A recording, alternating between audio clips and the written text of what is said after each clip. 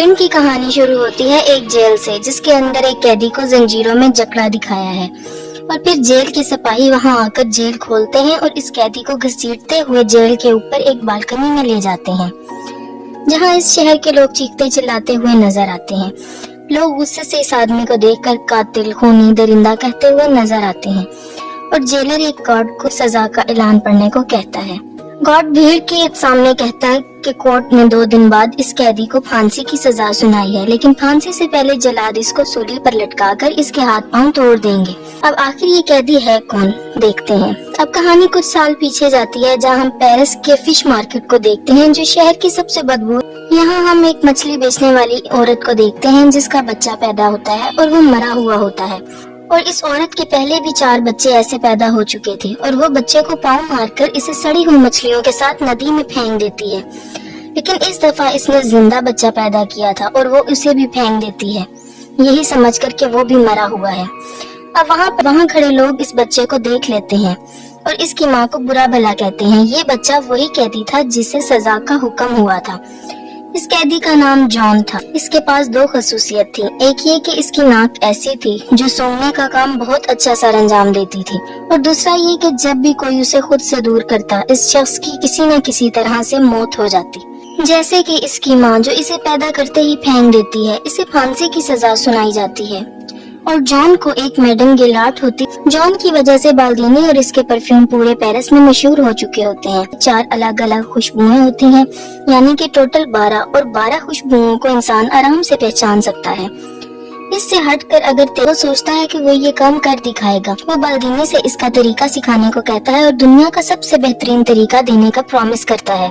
बाल्दीनी 10,000 फूलों को अपने डिजाइन की गई मशीन के मुताबिक एक बोतल में डालने का तरीका बताता है, जिसे इसने पेरिस आने से पहले सीखा था। एक दिन बाल्दीनी जॉन को रोते हुए देखता है। बाल्दीनी के पूछने पर जॉन कहता है कि तुम झूठे हो, और वो बताता है कि इसका तरीका फ्लॉप है। मैं कांच, लोहे जैसी चीज को भी बोतल में कैद नहीं कर सका। जॉन ये सब देखकर बाल्दीनी के वाकये के बाद बेहोश हो जाता है। अब बाल्दीनी इसके बीमार हो जाने से परेशान हो जाता है कि मेरी शोहरत न चली जाए। जॉन बाल्दीनी से और कई नए तरीकों के बारे में पूछता है। बाल्दीनी इसे जानवरों के जिस्म की चर्बी से खुशबू निकालने का तरीका बताता है और इसे ग्रास जाने का हुक्म देता है, और बदले में इससे 1000 फार्मूलाज लेता है। बाल्दीनी इसे वहाँ से भेज देता है। अब जॉन ग्रास में जाकर काम सीखता है और जॉन के जाते ही इसका घर टूट जाता है, जिससे बाल्दीनी की मौत हो जाती है। ग्रास जाते हुए जॉन को पहली बार आजादी का एहसास होता है। वो किसी का गुलाम नहीं था, अपने फैसले खुद ले सकता था। अब ग्रास जाने के 2 रास्ते होते हैं। एक रास्ते में इसे एक गार मिलता है जहां वो आराम के लिए रुक जाता है। वो वहां सुकून से सो जाता है और कई दिन वहां गुजारता है। एक दिन इसे वही फल वाली लड़की का ख्वाब आता है। जॉन घबराकर उठ जाता है और अपने जिस्म को सूंघने लगता है, लेकिन इसे कोई खुशबू का एहसास नहीं होता। अब वो बाहर बारिश में जाकर नहाता है, तब इसे एहसास होता है कि इसकी अपनी कोई खुशबू नहीं है। अगली सुबह होते ही वो ग्रास पर रवाना हो जाता है और रास्ते में इसे वही खुशबू आती है जो इसे फलों वाली लड़की से आई थी। वो देखता है कि एक बहुत प्यारी लड़की एक बग्गी से उतरती हुई नजर आती है, जिसे देखकर वो इसका पीछा करता है और ग्रास में आ जाता है। इस लड़की का पीछा करते वो एक महल में दाखिल होता है, जो वहाँ के अमीर शख्सों की चर्बी से खुशबू निकालने के 2 नए तरीके सीखता है। और पहले तरीके का इस्तेमाल वो अपने साथ, और दूसरे तरीके के लिए वो एक तवाइफ को पकड़ता है और फिर इस कपड़े से चर्बी निकालकर बाल्दीनी के सिखाए हुए तरीके से खुशबू निकालने में कामयाब हो जाता है, जिसे वो तवाइफ के पालतू कुत्ते पर इस्तेमाल करके चेक करता है। अब वो बाल्दीनी के बताए हुए 13 बोतल का सेट तैयार करता है, यानी कि हर बोतल के लिए एक कतल। लॉरा की बर्थडे पार्टी में सब लड़के और लड़कियां छुपन छुपाई खेलते हैं, जहां मौका पाकर जॉन भी आ जाता है और लॉरा पर हमला करता है, मगर वो बदा शुरू हो जाता है और डर के मारे लोग अपनी बेटियों को बचाने के लिए घरों के बाहर ताले लगाना शुरू कर देते हैं। लेकिन जॉन 12 बोतल्स करता है। अब परफेक्ट परफ्यूम बनाने के लिए इसे एक और बोतल चाहिए होती है, यानी लॉरा का कत्ल। अब ये सब देखकर रिचिस कहता है कि जितनी लड़कियों की मौत हुई है वो सब कवारी थी और इनकी बॉडी पर कोई जोर जबरदस्ती का निशान भी नहीं था। इस कातिल ने इन लड़कियों को किसी खास वजह से मारा है।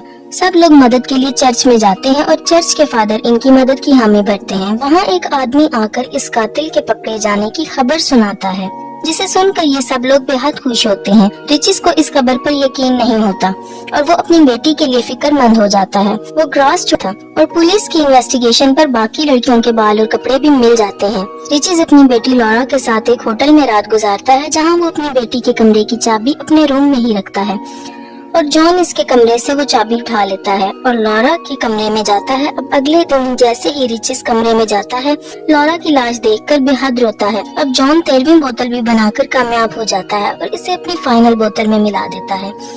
अब वहाँ पुलिस आकर इसे दूर दूर से लोग जॉन की मौत को देखने आते हैं और जैसे ऊपर गिरा लेता है, जिसे देखकर सब लोग वहाँ पर बैठे हुए इसके ऊपर परफ्यूम की खुशबू की वजह से गिर पड़ते हैं और इसे नोच डालते हैं और इस तरह जॉन का भी खात्मा हो जाता है।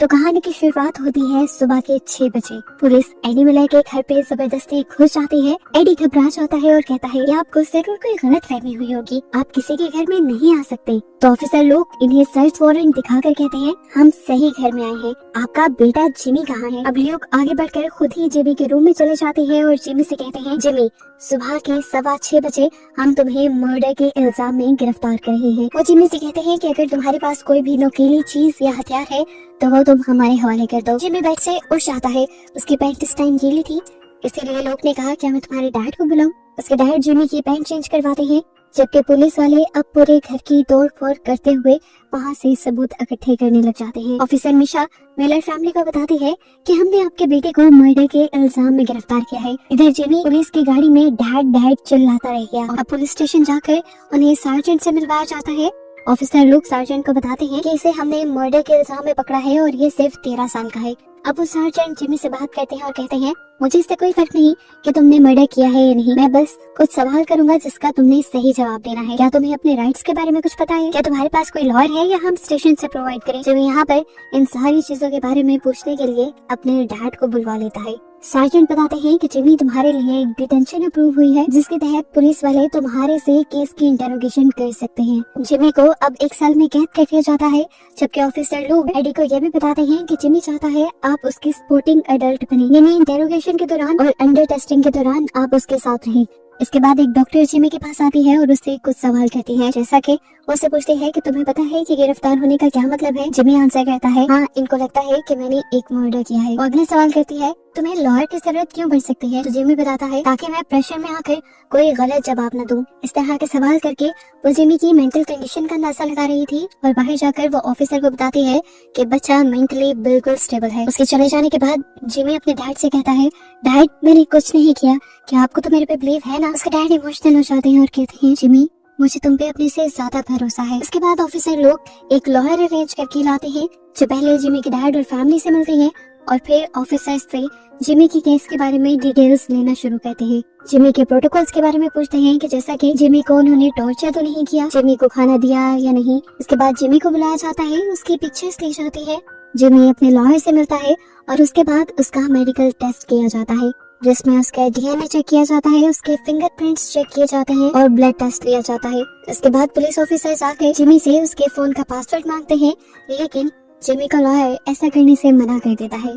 जिसके बाद पुलिस ऑफिसर्स जिमी को उसके सारे कपड़े उतारने को कहते हैं। ये सुनकर एडी यानी जिमी के डैड गुस्से में आ गए। लॉयर ने समझाया कि ये प्रोटोकॉल है, हम पुलिस ऑफिसर्स को इसके लिए मना नहीं कर सकते। बाकी सभी लोग अब मुंह उधर कर लेते हैं, जबकि जिमी के डैड के सामने ही पुलिस वाले जिमी के कपड़े उतार कर उसकी पूरी बॉडी को चेक करते हैं, क्या उस पे किसी किस्म के टॉर्चर या खरोच वगैरह के निशान तो नहीं। अपने बेटे की इस तरह के फिजिकल ट्रायल से एडी बिल्कुल टूट चुका था। इसके बाद पुलिस ऑफिसर्स ये वाले कपड़े भी अपने साथ ले गए थे और जिमी को पहनने के लिए दूसरे कपड़े दे दिए गए थे। इसके बाद लॉयर जिमी को बताते हैं कि उन्हें पुलिस इंटेरोगेशन के दौरान सब कुछ हैंडल कैसे करना है। वो कहता है कि तुमने मोस्टली सवालों में नो कमेंट कहना है, लेकिन हर सवाल में भी तुम ऐसा नहीं कह सकते वरना तुम फंस जाओगे।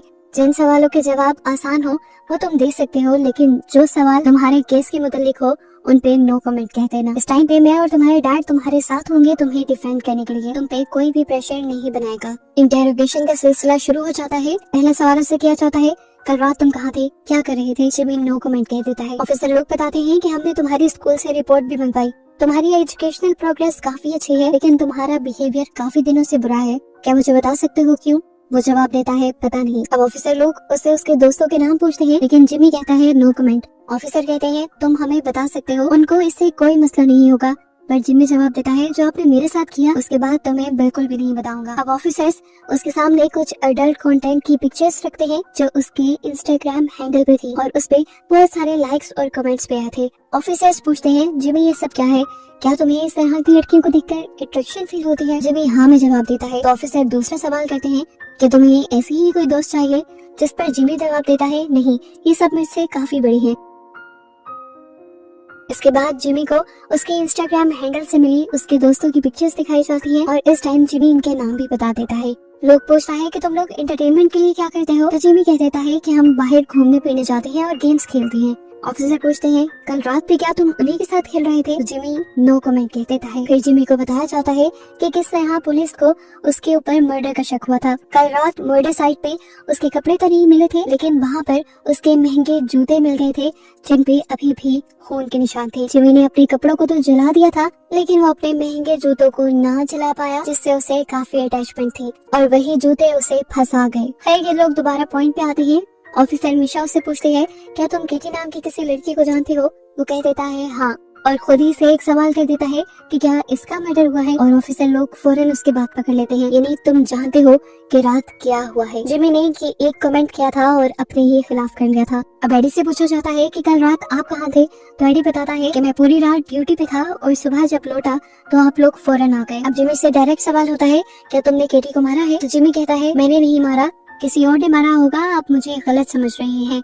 अब जिमी को बताया जाता है कि केटी को 7 मरतबा एक नाइफ से स्टैब करके मारा गया है। क्या सबके पीछे तुम्हारा हाथ है? अब जिमी को कुछ पिक्चर्स दिखाई जाती हैं जो सीसीटीवी फुटेज से ली गई थी। इसमें साफ नजर आ रहा था कि जिमी उस लड़की का पीछा कर रहा है। वो पूछते हैं कि तुम उसका पीछा क्यों कर रहे थे, लेकिन जिमी इनकार कर देता है कि मैं नहीं हूँ। तब उसके सामने सीसीटीवी फुटेज खोलकर दिखाई जाती है जिसमें साफ साफ नजर आ रहा था कि किस तरह पहले उस लड़की ने जिमी को धक्का दिया, जिमी को गुस्सा आया और फिर उसने उस लड़की को पकड़कर स्टैब कर करके मार डाला। ये सब देखकर जिमी रोने लग गया और एडी हैरान रह गया ये देखकर कि उसका बेटा इतना घिनौना काम भी कर सकता है। ऑफिसर लोग उसे कहते हैं देखो जिमी, सब कुछ साफ है, हमारे पास सबूत पक्के हैं कि तुमने ही उस लड़की का मर्डर किया है। क्या तुम उस लड़की की मॉम से माफी मांगना चाहोगे? जिमी इसकी बात का कोई भी जवाब नहीं देता और ये इंटरोगेशन यहीं पर खत्म हो जाती है। कमरे में एडी और जिमी ही रह गए थे। जिमी अपने डैड से कहता है मैंने ये नहीं किया डैड, लेकिन एडी सब कुछ देख चुका था। फिर भी उसने जिमी को गले लगा लिया और ये कहा कि ये सब तुमने क्या कर दिया। यहाँ हम देखते हैं कि ऑफिसर लियो अब स्कूल में आ जाते हैं इंटरोगेशन के लिए। उससे पहले वो अपने बेटे को मैसेज करते हैं क्योंकि उनका बेटा भी सेम ही स्कूल में पढ़ता था। यहाँ पर सबसे पहले वो केटी के दोस्त से इन्वेस्टिगेशन शुरू करते हैं, लेकिन केटी के दोस्त उनसे बहुत ज्यादा बदतमीजी करती है और उनको किसी भी बात का ठीक जवाब नहीं देती। थोड़ी देर में यहाँ पर असेंबली का टाइम हो जाता है। केटी के एक दोस्त जिमी के दोस्त को पकड़कर पीटने लग जाती है और कहती है कि तुम ही हो जिसने मेरी दोस्त को मारा है, तुम बहुत बुरे हो। उनकी ये लड़ाई आकर टीचर्स रुकवाते हैं और जिस लड़के को मार पड़ी थी एक लड़का उसी को आकर बुली कर जाता है कि लड़की से मार खा ली तुमने, और इस तरह सारे ही उसके ऊपर हंसने लग जाते हैं। ऑफिसर लोग को यहाँ का एनवायरनमेंट देखकर काफी अजीब फील होता है। अब ल्यूक इस लड़के से जिसका नाम राइन है इन्वेस्टिगेशन शुरू करता है और उसे बता देता है कि मैं तुमसे मर्डर के बारे में इन्वेस्टिगेशन करना चाहता हूँ। तब ल्यूक जिमी के बारे में क्वेश्चन करता है कि कल जिमी का मूड कैसा था। वो बताता है कि नॉर्मल ही था। अब सेकंड सवाल उससे किया जाता है क्या तुम उस वेपन के बारे में जानते हो जिससे जिमी ने वो मर्डर किया। ये सवाल सुनकर वो थोड़ा घबरा गया और यहाँ से जाने लगा। उसका ऐसा बिहेवियर देखकर ऑफिसर लोग और निशा समझ गए कि कुछ तो है जो राइन छुपा रहा है। इसके बाद ऑफिसर ल्यू का बेटा उससे मिलने के लिए आता है और उससे अकेले में बात करने की डिमांड करता है। इसका नाम एडम था और एडम ऑफिसर लूक से कहता है कि मैं आपकी हेल्प करना चाहता हूँ इस केस में। वो ऑफिसर लूक को जिमी का इंस्टाग्राम चेक करवाता है जहाँ ऑफिसर देखते हैं कि केटी जिमी को बुली कर रही थी। वो उसे इंसल्ट कह रही थी, गाली दे रही थी, एक तरह का चैलेंज दे रही थी कि उसके साथ कभी कोई रिलेशन नहीं बनाएगा, उसकी शादी नहीं होगी। जिसने भी केटी का कमेंट लाइक किया था वो सभी केटी का साथ दे रहे थे, यानी ये सब लोग मिलकर जिमी को बुली कर रहे थे। एडम ऑफिसर ल्यूक से कहता है मैं आपको ऐसे बहुत से कमेंट दिखा सकता हूँ, आपको इस चीज को भी नोटिस में लेना चाहिए। ऑफिसर ल्यूक पूछते हैं कि तुम्हें भी यहाँ के लोग ऐसे ही बुली करते हैं, लेकिन एडम बताता है नहीं, मेरे साथ ऐसा कुछ नहीं है। ऑफिसर लोग ऑफिसर मिशा के पास आकर कहते हैं इंस्टाग्राम को लेकर हमने जितने अंदाजे लगाए थे वो सब गलत थे। यहाँ पर जिमी नहीं गलत बल्कि केटी गलत है। वो अपने साथियों के साथ मिलकर उसे बुली किया करती थी। ये चीज प्रिंसिपल भी सुनती है और इस बात का काफी अफसोस करती है।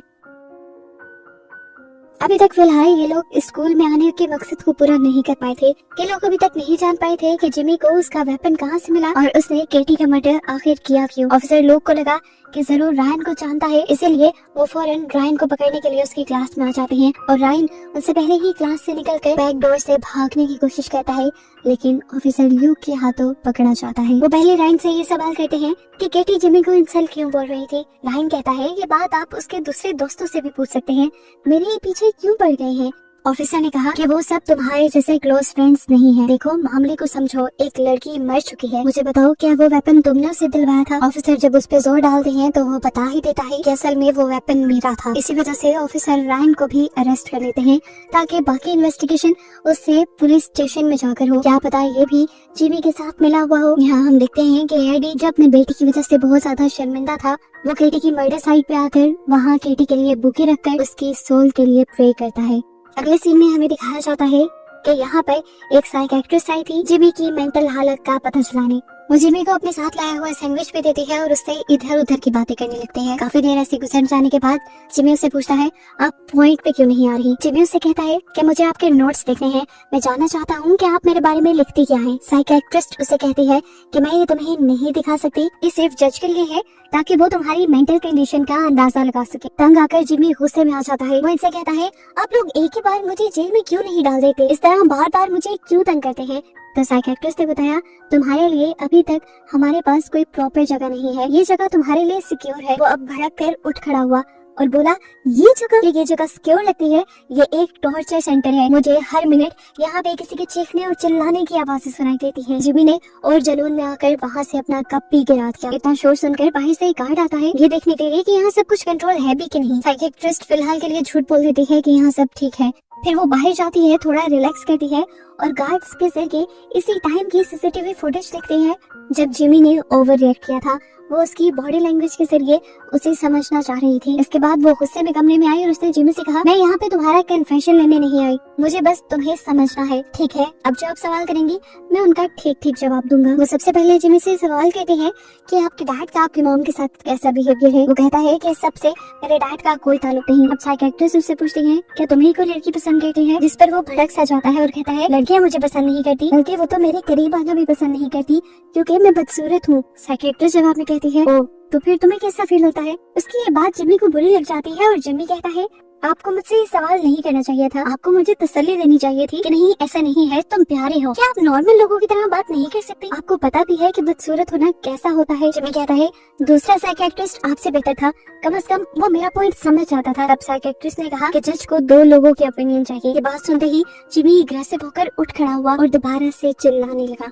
शोर सुनकर एक सिक्योरिटी गार्ड अंदर आता है और जिमी को कंट्रोल करने को कहता है। ये देखकर बड़े ही गुस्सैले अंदाज में साइकियाट्रिस्ट से कहता है ये क्या बात हुई, आप कोई महारानी है जो आपका सिक्योरिटी गार्ड मुझे आपसे आराम से बात करने को कहे। वो गुस्से में अब इधर उधर टहलने लगा, जबकि अब ये साइकियाट्रिस्ट भी उससे बहुत ज्यादा घबरा रही थी कि कहीं ये उसके साथ कुछ गलत ना कर दे। गुस्सा ठंडा होते ही जिमी वहाँ पर बैठ गया। साइकियाट्रिस्ट अपना सेशन दोबारा शुरू करती है और जिमी से कहती है कि पिछले सेशन में तुमने कहा था कि तुम तीनों दोस्तों को स्कूल में कोई पसंद नहीं करता था, बच्चे तुम तीनों को ही बुली करते थे, विंडोज से तुम्हारे ऊपर थूक भी फेंकते थे और तुम्हें मारा भी जाता था, क्या ये बात सच है। जिमी कहता है हाँ सच है। वो अब जिमी से पूछती है तुमने बहुत सारी मॉडल्स को अपनी इंस्टा पर पोस्ट किया है, क्या तुम्हें वो अच्छी लगती हैं और तुमने अपनी भी तो एक पिक्चर पोस्ट की है, क्या ये सोचकर पोस्ट की है कि लोग तुम्हें पसंद करने लगेंगे और लड़कियां तुम्हारी तरफ अट्रैक्ट होंगी। तो जिमी ने इस बात से साफ इनकार कर दिया। तो अब साइकियाट्रिस्ट उसके पास उसी की इंस्टा हैंडल के कुछ कमेंट्स लेकर आई जिनमें केटी के भी कमेंट्स थे। इस कमेंट में केटी जिमी को बुली कर रही थी और उसे बहुत सारे लोगों ने लाइक किया था, यानी बहुत से लोग केटी का साथ दे रहे थे। साइकियाट्रिस्ट ने पूछा क्या ये उसने सिर्फ तुम्हारे ही साथ किया था या किसी और के भी साथ। जिमी ने कहा सिर्फ मेरे ही साथ किया था क्योंकि मैं बदसूरत दिखता हूँ। फिर साइकियाट्रिस्ट ने सवाल किया तो इस सब के जवाब में तुमने क्या उसे कहा। जिमी ने कहा मैं जानता हूँ आप ये सवाल मुझसे इसलिए कर रही हैं क्योंकि आपने केटी की मर्डर वाली वीडियो देखी है, लेकिन आप मुझसे इस तरह चीजें नहीं उगलवा सकती। वहाँ पर बस एक लड़का नजर आ रहा है, आपको क्या श्योरिटी है कि वो मैं ही हूँ। वो वीडियो नकली भी तो हो सकती है, मैंने उसे नहीं मारा, हालांकि मुझे मारना चाहिए था। मैंने उसे बाहर ले जाने की बात की लेकिन उसने मुझे बुली करना शुरू कर दिया। मैं चाहता तो उस रात कुछ भी कर सकता था लेकिन मैंने उसे छोड़ दिया। सारी बातें सुनने के बाद वो साइकियाट्रिस्ट सिर्फ जिमी को इतनी ही सलाह देकर जाती है कि जिमी इसके बाद तुम्हें कोई भी मेंटल हेल्थ सर्विस मिले तुम उसे जरूर ज्वाइन करना। जाने से पहले वो साइकियाट्रिस्ट से पूछता है आपका मेरे बारे में क्या ख्याल है, मैं आपको कैसा लगता हूँ, मैं आपको पसंद हूँ ना, बताएं मुझे। अच्छा चलिए मुझे ये बताएं कि आप ये सारी बातें किसी और को बताएंगी?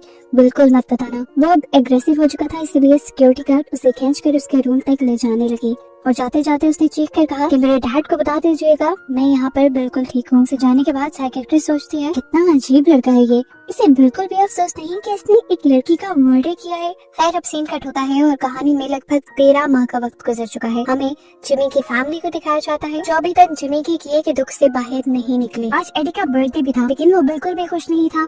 एडी को बहुत सी बर्थडे विशेस भी आई थी जिसमें उसके डैड का ग्रीटिंग कार्ड था और उसमें उन्होंने 5 पाउंड भी रखे हुए थे और साथ ही उसे जिमी का भी एक ग्रीटिंग कार्ड मिलता है जिसमें उसने अपने डैड का स्केच बनाया था। इतने में यहाँ पर एडी की बेटी आकर उससे पूछती है डैड हमारी कार पे किसी ने नॉन्स लिख दिया है। ये सुनकर एडी को और भी ज्यादा गुस्सा आ जाता है और वो जब उसे मिटाने के लिए जाता है तो उसे पता चलता है कि ये पेंट परमानेंट था। वो ऐसी कार के साथ अब कहीं भी नहीं जा सकते थे, इसीलिए वो फौरन इस कार को कार सेंटर लेकर जाने का फैसला करते हैं। वो साथ में अपनी बेटी और वाइफ को भी ले जाता है क्योंकि उसे लगता था कि घर पे अगर वो अकेले रहेंगी तो उनको कोई भी तंग कर सकता है। वो यहाँ अपने नेबर से भी चिल्लाते हुए पूछता है कि ये सब आप लोगों ने किया, लेकिन सब ना में जवाब दे रहे थे। अब यहाँ के नेबर्स भी उनके साथ अच्छा ट्रीट नहीं करते थे। इतने में ही यहाँ से 2 साइकिल पे बच्चे गुजरते हैं जो एडी से कहते हैं मजा आया ना नॉन्स, और एडी बहुत ज्यादा गुस्से में आ जाता है और समझ जाता है कि ये काम इन्हीं दोनों बच्चों का था। ये लोग अब जाने के लिए तैयार ही थे तो एडी ने अपनी एक नेबर से कहा क्या आप पीछे से हमारे घर को देख सकती हैं, बल्कि आपको ये ड्यूटी याद नहीं, आप सभी नेबर्स को कह दीजिएगा आजकल यही तो आप लोगों का काम है हमारे घर को देखना। एडी सारा ब्लूप्रिंट अपनी कार के ऊपर फेंक देता है। जब वो ये काम कर ही रहा था तो बाहर उसे वो दोनों लड़के भी मिल गए जिन्होंने उसकी कार पे नॉन्स लिखा था।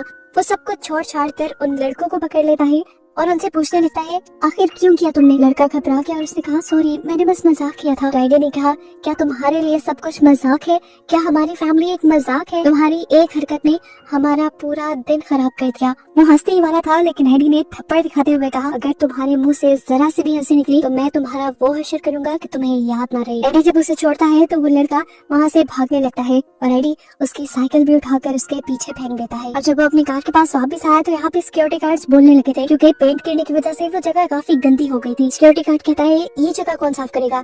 एडी उनके साथ भी बदतमीजी करता है और कहता है मैं तुम्हें पैसे दे दूंगा, ये जगह साफ करवा लेना, और अगर जरा सा भी बोले तो तुम्हारा भी हशर अच्छा नहीं होगा। एडी का बिहेवियर ये शो कर रहा था कि किस तरह जिमी की ये गलती ने उसकी लाइफ को और मेंटल हेल्थ को बहुत ज्यादा इफेक्ट कर दिया था। अब वो छोटी छोटी बात पे हाइपर होता था। ये लोग जब कार में जाते हैं तो यहाँ इन्हें पुलिस स्टेशन से कॉल आती है और जिमी एडी को विश करना चाह रहा था। एडी से कहता है मुझे अच्छा लगा तुमने कॉल की और तुम्हारा कार्ड भी मुझे पसंद आया, तुम बताओ वहाँ सब कुछ ठीक है, तुम्हारे साथ सबका बिहेवियर। जिमी बताता है वहाँ सब कुछ ठीक है और जो खराब भी है उसकी भी टेंशन ना ले, मैं उसका अब आदी हो चुका हूँ। मैं सोच रहा हूँ कि अब मैं अपना कन्फेशन दे ही दूँ।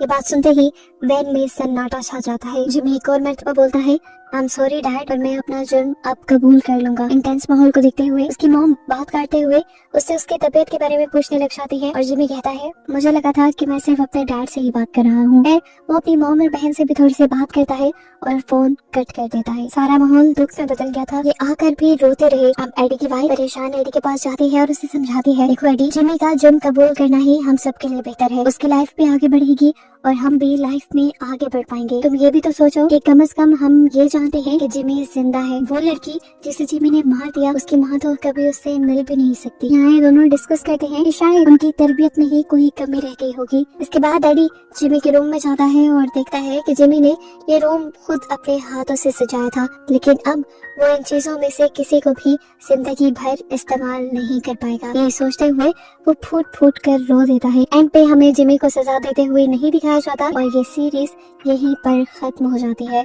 शुरुआत में हम एक अमेरिकन फुटबॉल मैच को देखते हैं जहाँ पर वीआईपी स्टैंड्स में निकी नाम का एक आदमी अपनी गर्लफ्रेंड जेस के साथ आराम से बैठा हुआ था। मैच चल रहा था लेकिन निकी का ध्यान गेम से ज्यादा क्राउड के ऊपर था। उसने एक खूबसूरत लड़की को सीट से उठकर जाते हुए देखा और उसी वक्त उसके दिमाग में एक खुराफाती आइडिया आया। उसने जेस के साथ एक छोटी सी शर्त लगाई कि देखते हैं कितने लोग उस लड़की को पलट कर देखेंगे। वहाँ बैठे हुए एक आदमी लिव यान ने कहा कि मुझे भी शर्त में हिस्सा लेना है, जिसके लिए निकी मान भी गया। सबने मजाक में $10 की शर्त रखी और काउंटिंग शुरू कर दी। जब लड़की स्टैंड से बाहर निकल गई तो आखिर में पूरी गिनती आई कि 7 लोगों ने उसे पलट कर देखा। इस शर्त में जेस ने सबसे पास का नंबर गेस किया था, इसीलिए वो शर्त जीत गई। लिव यान ने बिना किसी झिझक के पैसे दे दिए और फिर अगला राउंड शुरू करने को कहा। इस बार शर्त ये थी कि अगला फाउल कौन करेगा। जेस ये कहकर बाहर हो गई कि मुझे इस गेम की कोई नॉलेज ही नहीं है, लेकिन निकी इस शर्त पर कूद पड़ा और उसने $1000 की शर्त लगाई। सीटी बजते ही रेफरी ने फाउल का सिग्नल दिया और निकी ने जिस टीम पर दाव लगाया था वो सही निकला।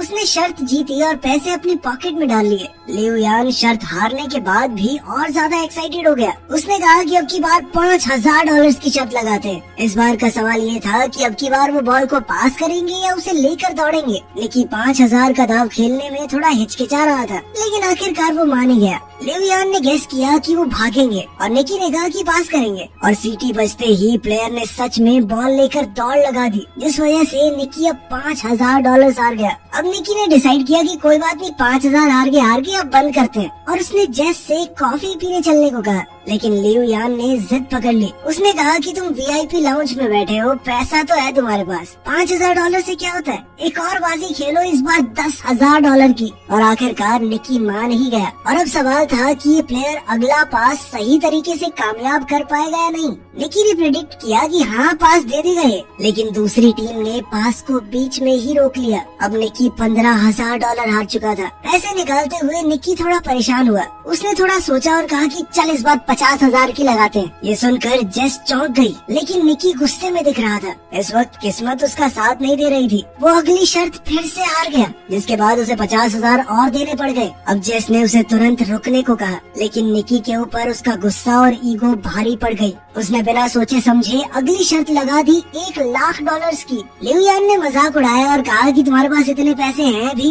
निकी ने बिना कुछ ज्यादा कहे कैश का पूरा एक बंडल टेबल पर फेंक दिया। इसके बाद तो लिव यान भी एक्साइटेड हो गया। अब निकी ने शर्त लगाई कि अगला पास देखना इंटरसेप्ट हो जाएगा, पूरा नहीं होगा। लेकिन इस बार पास कामयाब हो गया। निकी ने अब लाखों डॉलर्स का नुकसान उठा लिया था। अब वो समझ नहीं पा रहा था कि इस मुसीबत से कैसे निकलूं। उसकी इस हरकत से जेस भी बहुत हैरान थी, लेकिन अब गेम बहुत ज्यादा तगड़े लेवल पर पहुंच चुकी थी। निकी ने कहा कि मेरे पास $1 मिलियन बचे हैं, पूरी शर्त लगाते हैं, देखते हैं कौन जीतेगा। इस बार ताश के पत्तों से फैसला होगा। लिव यान लगातार जीत रहा था, तो अब वो खुशी से पागल हो रहा था। उसने निकी को एक ATM मशीन की तरह देखना शुरू कर दिया। लिव यान ने अपना पत्ता निकाला, जो थी 5 की पंजी। निक को अब बस 5 से बड़ा पत्ता निकालना था। जीतने का चांस काफी ज्यादा था। निक ने पत्ता उठाया और बहुत ही कॉन्फिडेंस से पलटा, लेकिन उसकी तो तिग्गी निकली, तिग्गी। ये देखकर तो जेस तुरंत ही कुर्सी से नीचे गिर गई।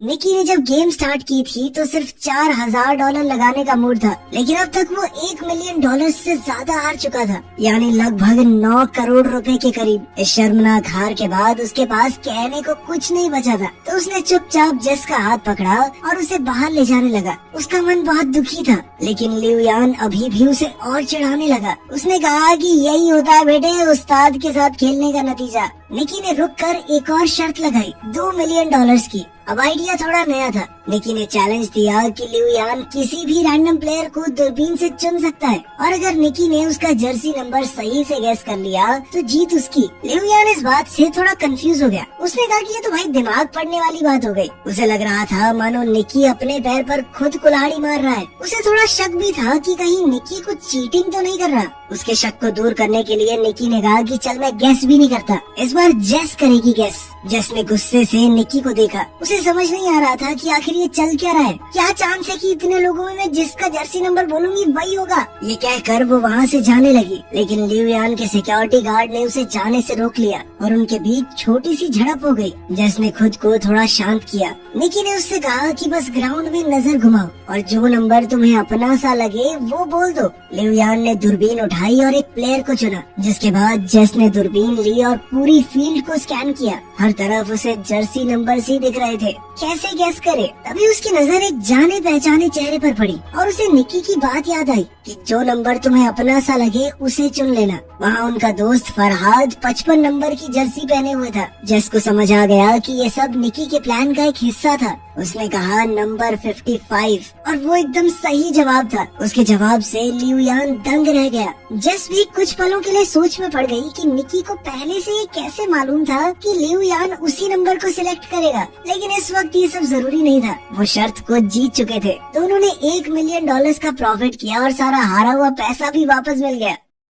2 बड़े कैश से भरे हुए बैग लेकर वो स्टेडियम से बाहर निकल गए। कार में निकी ने जेस को बताया कि ये सब कुछ उनके प्लान का हिस्सा था। वो लिू यान को काफी समय से ट्रैक कर रहे थे। दरअसल लिू यान हाई सोसाइटी में अपनी जुआ खेलने की बुरी आदत के लिए मशहूर था। उसके सामने कोई कुछ भी शर्त लगाए वो कूद पड़ता था। निकी की टीम ने ये पूरा प्लान बनाया था। जैसे ही लिू यान ने अपने होटल रूम से बाहर कदम रखा, उसके सबकॉन्शियस माइंड में नंबर 55 डाला गया। सिक्योरिटी गार्ड के लेबल पिन में भी 55 लिखा था। स्टेडियम के रास्ते में साइन बोर्ड्स पर भी वही नंबर था और उन्होंने उसे सिर्फ ये नंबर दिखाया नहीं बल्कि सुनाया भी। मैच देखने आते वक्त उन्होंने लिू यान की गाड़ी में एक गाना चलवाया था जिससे उसे बार बार 55 नंबर का हिंट मिले। उस गाने में 124 बार 55 जैसी आवाज निकल रही थी, जिस वजह से लिू यान का दिमाग बार बार उस नंबर की तरफ खिंचा जा रहा था। साथ ही उसे फरहाद की एक फोटो भी दिखाई गई थी जिससे वो एक विजुअल मेमोरी बन गई। जब वो दूरबीन से देख रहा था तो उसका दिमाग नेचुरली नंबर 55 की तरफ गया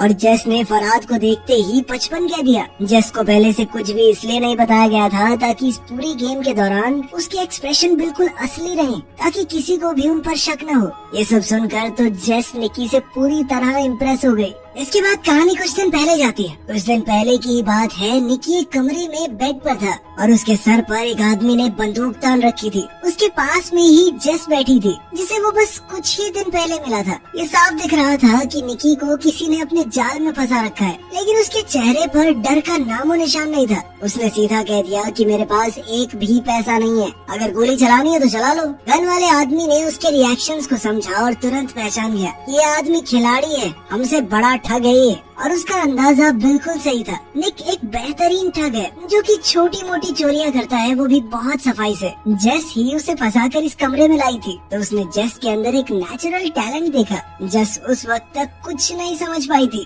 खैर जब वो बंदूक वाला आदमी चला गया तब निकी ने जेस से कहा कि तुम्हारे पास एक गिफ्ट है और अगर तुमने लोगों को ठगने की अपनी इस ताकत को अच्छे से तराश लिया तो सारी जिंदगी बैठ के खा सकती हो। निकी ने कहा कि हमारा तो पारिवारिक धंधा ही है, मेरा बाप उसका बाप सब ठग थे, वो पुश्तैनी ठग है। हर ट्रिक हर एक चाल उसके लिए गेम थी। जेस ने बिना समय गवाए थोड़े पैसे निकाले और कहा कि मैं आपसे सीखना चाहती हूँ। निकी ने भी समय बर्बाद करना जरूरी नहीं समझा। बाहर जाते वक्त भी निकी ने जेस की एक अंगूठी चुरा ली थी और उसे पता तक नहीं चला था। जब तक जेस समझ पाती कि हुआ क्या है तब तक उसकी घड़ी भी गायब हो चुकी थी और जब उसने हैंडबैग में घड़ी रखी तो निकी उसका वॉलेट निकाल चुका था। इन सारे कारनामों के बाद निकी ने कहा कि हाथ की सफाई, टाइमिंग और थोड़ा सा स्टाइल, बस यही चाहिए इस काम में। उस दिन निकी ने उसे गुड बाय के अलावा कुछ और नहीं कहा। कुछ महीने बाद जेस ने उसे न्यू ऑरलीन्स शहर में ढूंढ निकाला जहाँ निकी ने एक नई टीम बनानी शुरू की थी। उन दोनों की मीटिंग भी असल में एक टेस्ट था। वो देखना चाहता था कि जेस उनकी टीम को ज्वाइन करने के लायक भी है या नहीं। जब जेस ने हामी भरी तो निकी ने उसे टीम के एक आदमी के साथ मेले में भेज दिया। आज जेस की पहली प्रैक्टिकल असाइनमेंट थी। वो मैप हाथ में लेकर कुछ लोगों से रास्ता पूछने लगी। तभी उसके साथी ने चुपके से एक टूरिस्ट का कैमरा लेंस चुरा लिया। फिर एक दूसरे साथी ने जानबूझकर एक आदमी को टक्कर मारी और जेस ने उसका वॉलेट निकाल लिया। जेस को अब अपने चोरी करने के स्टाइल में थोड़ा कॉन्फिडेंस आने लगा था। उसने चॉपस्टिक्स की मदद से एक और औरत के बैग से वॉलेट निकाल लिया और सब कुछ इतना स्मूथ था कि किसी को शक भी नहीं हुआ। निकी ये सब कुछ एक बिल्डिंग के टॉप से देख रहा था। उसने टीम से कहा कि उसे अकेला छोड़ दो, अब उसके उड़ने की बारी है। जेस ने एक के बाद एक महंगा सामान चुराना शुरू कर दिया और उसकी हर चोरी के साथ निकी की आंखों में उसके लिए इज्जत बढ़ने लगी। अब निकी ने उसे एक और बड़े असाइनमेंट के लिए भेज दिया। इस बार ये एक हाईटेक फ्रॉड था। खास तरह के लेंसेज की मदद से वो लोग दूसरों के पत्ते देख सकते थे और फिर अपने ओपोनेंट्स को आसानी से हरा देते। यहाँ पर क्रेडिट कार्ड चुराने का सिस्टम भी चल रहा था। कार्ड को चुराकर चुपके से एक टीममेट के पास भेजा जाता। यहाँ एक डिवाइस उसके डेटा को कॉपी करता और फिर वो कार्ड वापस उसी शख्स की पॉकेट में चला जाता। जब तक किसी को कुछ पता चलता तब तक पूरा अकाउंट खाली हो जाता। एक और ठगी का सिस्टम था, नकली एटीएम मशीन। जब भी कोई एटीएम से पैसे निकालता तो मशीन में उसका पिन अपने आप स्टोर हो जाता। फरहाद उस मशीन को चुपचाप हटाकर सारा डेटा ले जाता। सारे क्रेडिट कार्ड्स को अलग अलग कैटेगरीज में रखकर उनसे लग्जरी आइटम्स खरीदे जाते और आखिर में उनके डेटा को ब्लैक मार्केट में बेच दिया जाता। जेस ने एक दिन एक खूबसूरत नेकलेस देखा और पहन लिया, लेकिन निकी ने कहा कि इसे तुरंत उतार दो। उसने सख्ती से समझाया कि सारी चीजों को बेचना होगा, कुछ भी हमारा पर्सनल नहीं होना चाहिए। जेस पहली बार इतने बड़े लेवल की ठगी देख रही थी। चुराई हुई चीजों के पहाड़ के बीच में खड़े होने का फील कुछ और ही था। अगले दिन जेस और फरहाद एक अमीर इलाके में घूम रहे थे। उनका काम था नाटक करना। फरहाद बेहोश हो गया और जेस चिल्लाकर एक्टिंग करने लगी। प्लीज कोई हमारी मदद करो प्लीज। एक तरह की डिस्ट्रैक्शन थी जिसका फायदा टीम के बाकी लोगों ने आसपास के अमीरों का सामान चुरा कर उठाया और फिर पूरी टीम एक एम्बुलेंस में छुपकर निकल गई। ये सब कुछ इतना अच्छे से प्लान था कि कोई कुछ समझ ही नहीं पाया। उस रात उन सब ने मिलकर सेलिब्रेट किया। निकी ने सबकी तारीफ की क्योंकि सिर्फ एक हफ्ते में उन्होंने 1.2 मिलियन डॉलर कमा लिए थे। अगले दिन टीम के सभी लोग अलग होने वाले थे। सभी डॉक्यूमेंट्स को डिस्ट्रॉय कर दिया गया और सबको भरोसा दिलाया गया कि कुछ दिनों के अंदर तुम्हारे पैसे तुम्हारे बैंक अकाउंट में आ जाएंगे। लेकिन पुराने मेंबर जानते थे कि निकी का एक लास्ट मिशन अभी भी बाकी है। उन्होंने उसे 1.2 मिलियन कैश दिया और जेस के सामने वार्निंग भी दी कि इसे जुए में उड़ा मत देना। अगली सुबह निकी जेस को ले गया स्टेडियम के वीआईपी लाउंज में। उसने जेस के सामने पूरा तमाशा किया और उसे दिखाया कि कैसे कुछ ही मिनटों में हम मिलियन डॉलर्स कमा सकते हैं। जेस उस वक्त तक निकी के थोड़े थोड़े प्यार में पड़ने लगी थी। उसे लगने लगा था कि वो निकी की गर्लफ्रेंड है, तभी तो वो उसे ये सब कुछ दिखा रहा है। लेकिन निकी ने शुरुआत से ही उसे बस ठगी के लिए ही अपने ग्रुप में शामिल किया था। जब सब कुछ खत्म हो गया तो निकी ने उसे $80,000 कैश दिया और आखिर में कहा गुड बाय। जेस ने उसकी तरफ देखा, उसकी आंखों में आंसू थे। उसका दिल टूट गया था। एक तरफ वो निकी से सच में प्यार कर बैठी थी, दूसरी तरफ उसे ये भी लग रहा था कि $80,000 बहुत कम है, क्योंकि निकी ने अभी $1 मिलियन कमाए थे। लेकिन निकी की दुनिया में जज्बातों के लिए कोई जगह नहीं थी और जेस ने अब उसका असली रंग देख लिया था। लगभग 3 साल बाद हम एक रेस कार को सर्विस स्टेशन में घुसते हुए देखते हैं और जल्द ही हमें निकी भी वहाँ नजर आया। उसकी आंखों में थकान थी और उसके चेहरे पर साफ लिखा हुआ था कि पैसे खत्म होने वाले हैं। लंच के वक्त उसकी एक रेस कार टीम के मालिक गरिया के साथ मीटिंग थी। गरिया की रिसर्च टीम ने EXR नाम का एक नया एल्गोरिदम डेवलप किया था, लेकिन वो इस एल्गोरिदम को और बढ़िया करके अपने जीतने के चांसेस और बढ़ाना चाहते थे। इसके लिए उन्होंने निकी को काम पर रखा। प्लान बिल्कुल सिंपल था। निकी उनका चीफ इंजीनियर होने का नाटक करेगा, फिर वो ऐसा दिखाएंगे कि उसके और गरिया के बीच में लड़ाई हो गई है ताकि दूसरी टीम्स उनके जाल में फंस सके। इसके बाद निकी फिर EXR का एक फेक वर्जन बेचेगा राइवल टीम को और असली सिस्टम गरिया की टीम इस्तेमाल करेगी, जिससे उनकी जीत पक्की हो जाएगी। डील के हिसाब से निकी को 1 मिलियन यूरोस मिलने वाले थे इस काम के लिए और फेक सिस्टम बेचने से जो कमाई होगी वो भी उसकी। निकी ने इस काम को मजाक समझा। इतना सिंपल स्कैम तो वो नींद में भी कर सकता था,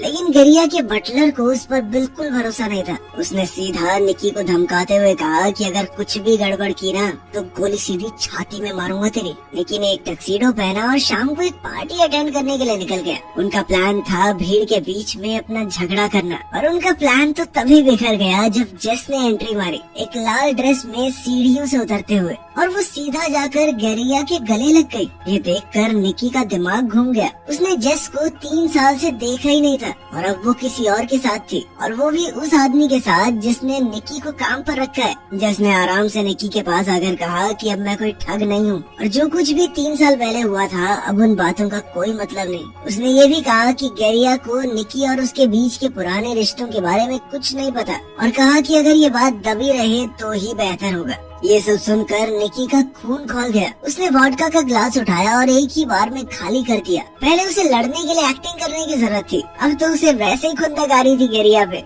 और उसने सबके सामने जबरदस्त झगड़ा किया। ये ड्रामा राइवल रेसिंग टीम को बहुत पसंद आया। जल्द ही सिक्योरिटी ने उसे पार्टी से निकाल दिया, लेकिन अब राइवल टीम का बिजनेस कार्ड उसके हाथ में आ चुका था। अगली सुबह निकी मैक्लारेन टीम के मालिक से मिला। उसने सीधी बात की कि 3 मिलियन यूरोस लगेंगे, EXR सिस्टम बेचना चाहता हूँ मैं। रेस कार के मालिक के पास पैसों की कमी नहीं थी तो मोल भाव की जरूरत ही नहीं पड़ी। उन्होंने तुरंत ट्रैक को टेस्ट किया और रिजल्ट देखकर मालिक का चेहरा खिल गया। निकी ने भरोसा दिलाया कि 48 घंटे में पूरा सॉफ्टवेयर मिल जाएगा। दूसरी तरफ जेस सड़क पर फरहाद से मिली। फरहाद को निकी ने भेजा था। उसने जेस को बताया कि 3 साल पहले निकी का चले जाना जरूरी था, उनके पास कोई चॉइस नहीं थी। उसने कहा कि निकी अब भी जेस से प्यार करता है। फरहाद ने एक बक्सा जेस को दिया जिसके अंदर वही नेकलेस था जो जेस को पसंद आया था। इस बात की कोई गारंटी नहीं थी कि वो असली है या नकली, लेकिन उस बात से फर्क नहीं पड़ता था। उस नेकलेस को देखकर जेस का मन पिघल गया। जेस के मुंह से तो ये निकला कि वो निकी पर भरोसा नहीं कर सकती, लेकिन उसकी आंखों में कुछ और ही लिखा था। वो अब भी उसके लिए कुछ तो महसूस करती थी। खैर जल्द ही डील का दिन आया और निकी मैक्लारेन टीम के मालिक को सॉफ्टवेयर दे गया। बदले में एक हट्टे कट्टे इंसान ने उसके हाथ में 3 मिलियन यूरोस थमा दिए। लेकिन निकी का नेचर ही कुछ ऐसा था कि वो बिना रिस्क के काम नहीं करता। उसने उस सॉफ्टवेयर की एक एक कॉपी चुपके से सभी रेसिंग टीम्स को बेच दी। हर एक हैंडशेक में नए यूरोस, जिससे हाथ मिलाया मिलियंस में पैसे ले लिए। जब तक रेस शुरू नहीं हुई किसी को पता ही नहीं चला कि सभी के पास एक ही सिस्टम है। उस रात निकी ने भागने की जगह जेस को मैसेज की, अगर समय रहते वो आ गई तो वो दोनों साथ में भाग सकते हैं। निकी ने इंतजार किया पर कोई नहीं आया। आखिरी समय पर जब वो हार मान के निकलने लगा तो जेस आ गई, लेकिन अभी भागने का टाइम नहीं था, क्योंकि उसी वक्त वही हट्टा कट्टा आदमी जिसने मैक्लारेन टीम की तरफ से उसे 3 मिलियन यूरोस दिए थे, वो निकी के सामने आ गया। दरअसल वो गेरिया का आदमी था। अब वो सब कुछ सच पता कर चुका था कि निकी ने फेक नहीं बल्कि असली सॉफ्टवेयर बेचा है। उसे गेरिया की 1 मिलियन यूरोस के अंदर कोई इंटरेस्ट ही नहीं था।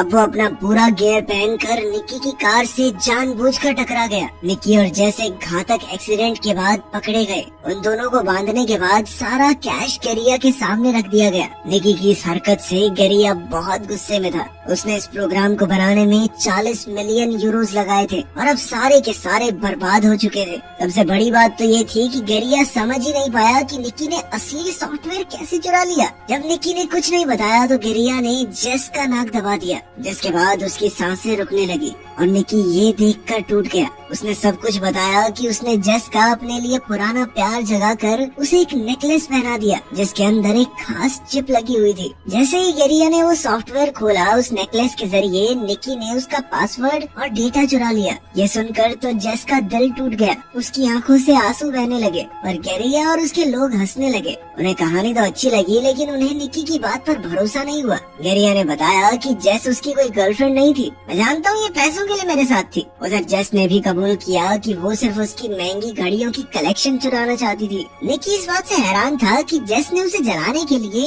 गेरिया के साथ प्यार में होने का नाटक किया था। अब दोनों ही पकड़े गए थे। गेरिया ने ज्यादा वक्त नहीं लिया। उसने बुचर से पूछा कि निकी ने सॉफ्टवेयर कैसे चुराया। जैसे ही निकी बोलने लगा, बुचर ने गोली चला दी। वो गोली सीधी निकी के सीने में घुस गई। गेरिया का चेहरा सफेद पड़ गया। उसने घबराकर बुचर से कहा कि पैसा वापस कमाया जा सकता है, लेकिन अगर मर्डर के चक्कर में अंदर हो गया ना मैं, तो जिंदगी खत्म। उसने बुचर को तुरंत निकाल दिया और वेयर हाउस से भाग गया। जेस बहुत ज्यादा रो रही थी, लेकिन बुचर ने कहा कि डरने की जरूरत नहीं है। वो असलियत में निकी का ही आदमी था और सच कहूँ तो उसका बाप हूँ मैं, असली बाप। उसने गोली जानबूझकर दिल के साइड में चलाई थी। उसने टेप से जख्म को सील किया, सुई से खून निकाला और उसकी छाती में एयर प्रेशर को स्टेबलाइज किया। अचानक निकी ने फिर से अपनी आंखें खोल दी। वो अब भी जिंदा था। ये एक्ट थोड़ा पागलपन से भरा हुआ था, लेकिन काम तो कर गया। पैसों का ढेर उनके पीछे पड़ा था और वो तीनों वहाँ से निकल गए। निकी दरअसल एक अनाथ था और उसे इसी बटलर ने पाला था। उसने ही निकी को ये सारी चोरी चकारी की स्किल्स सिखाई थी।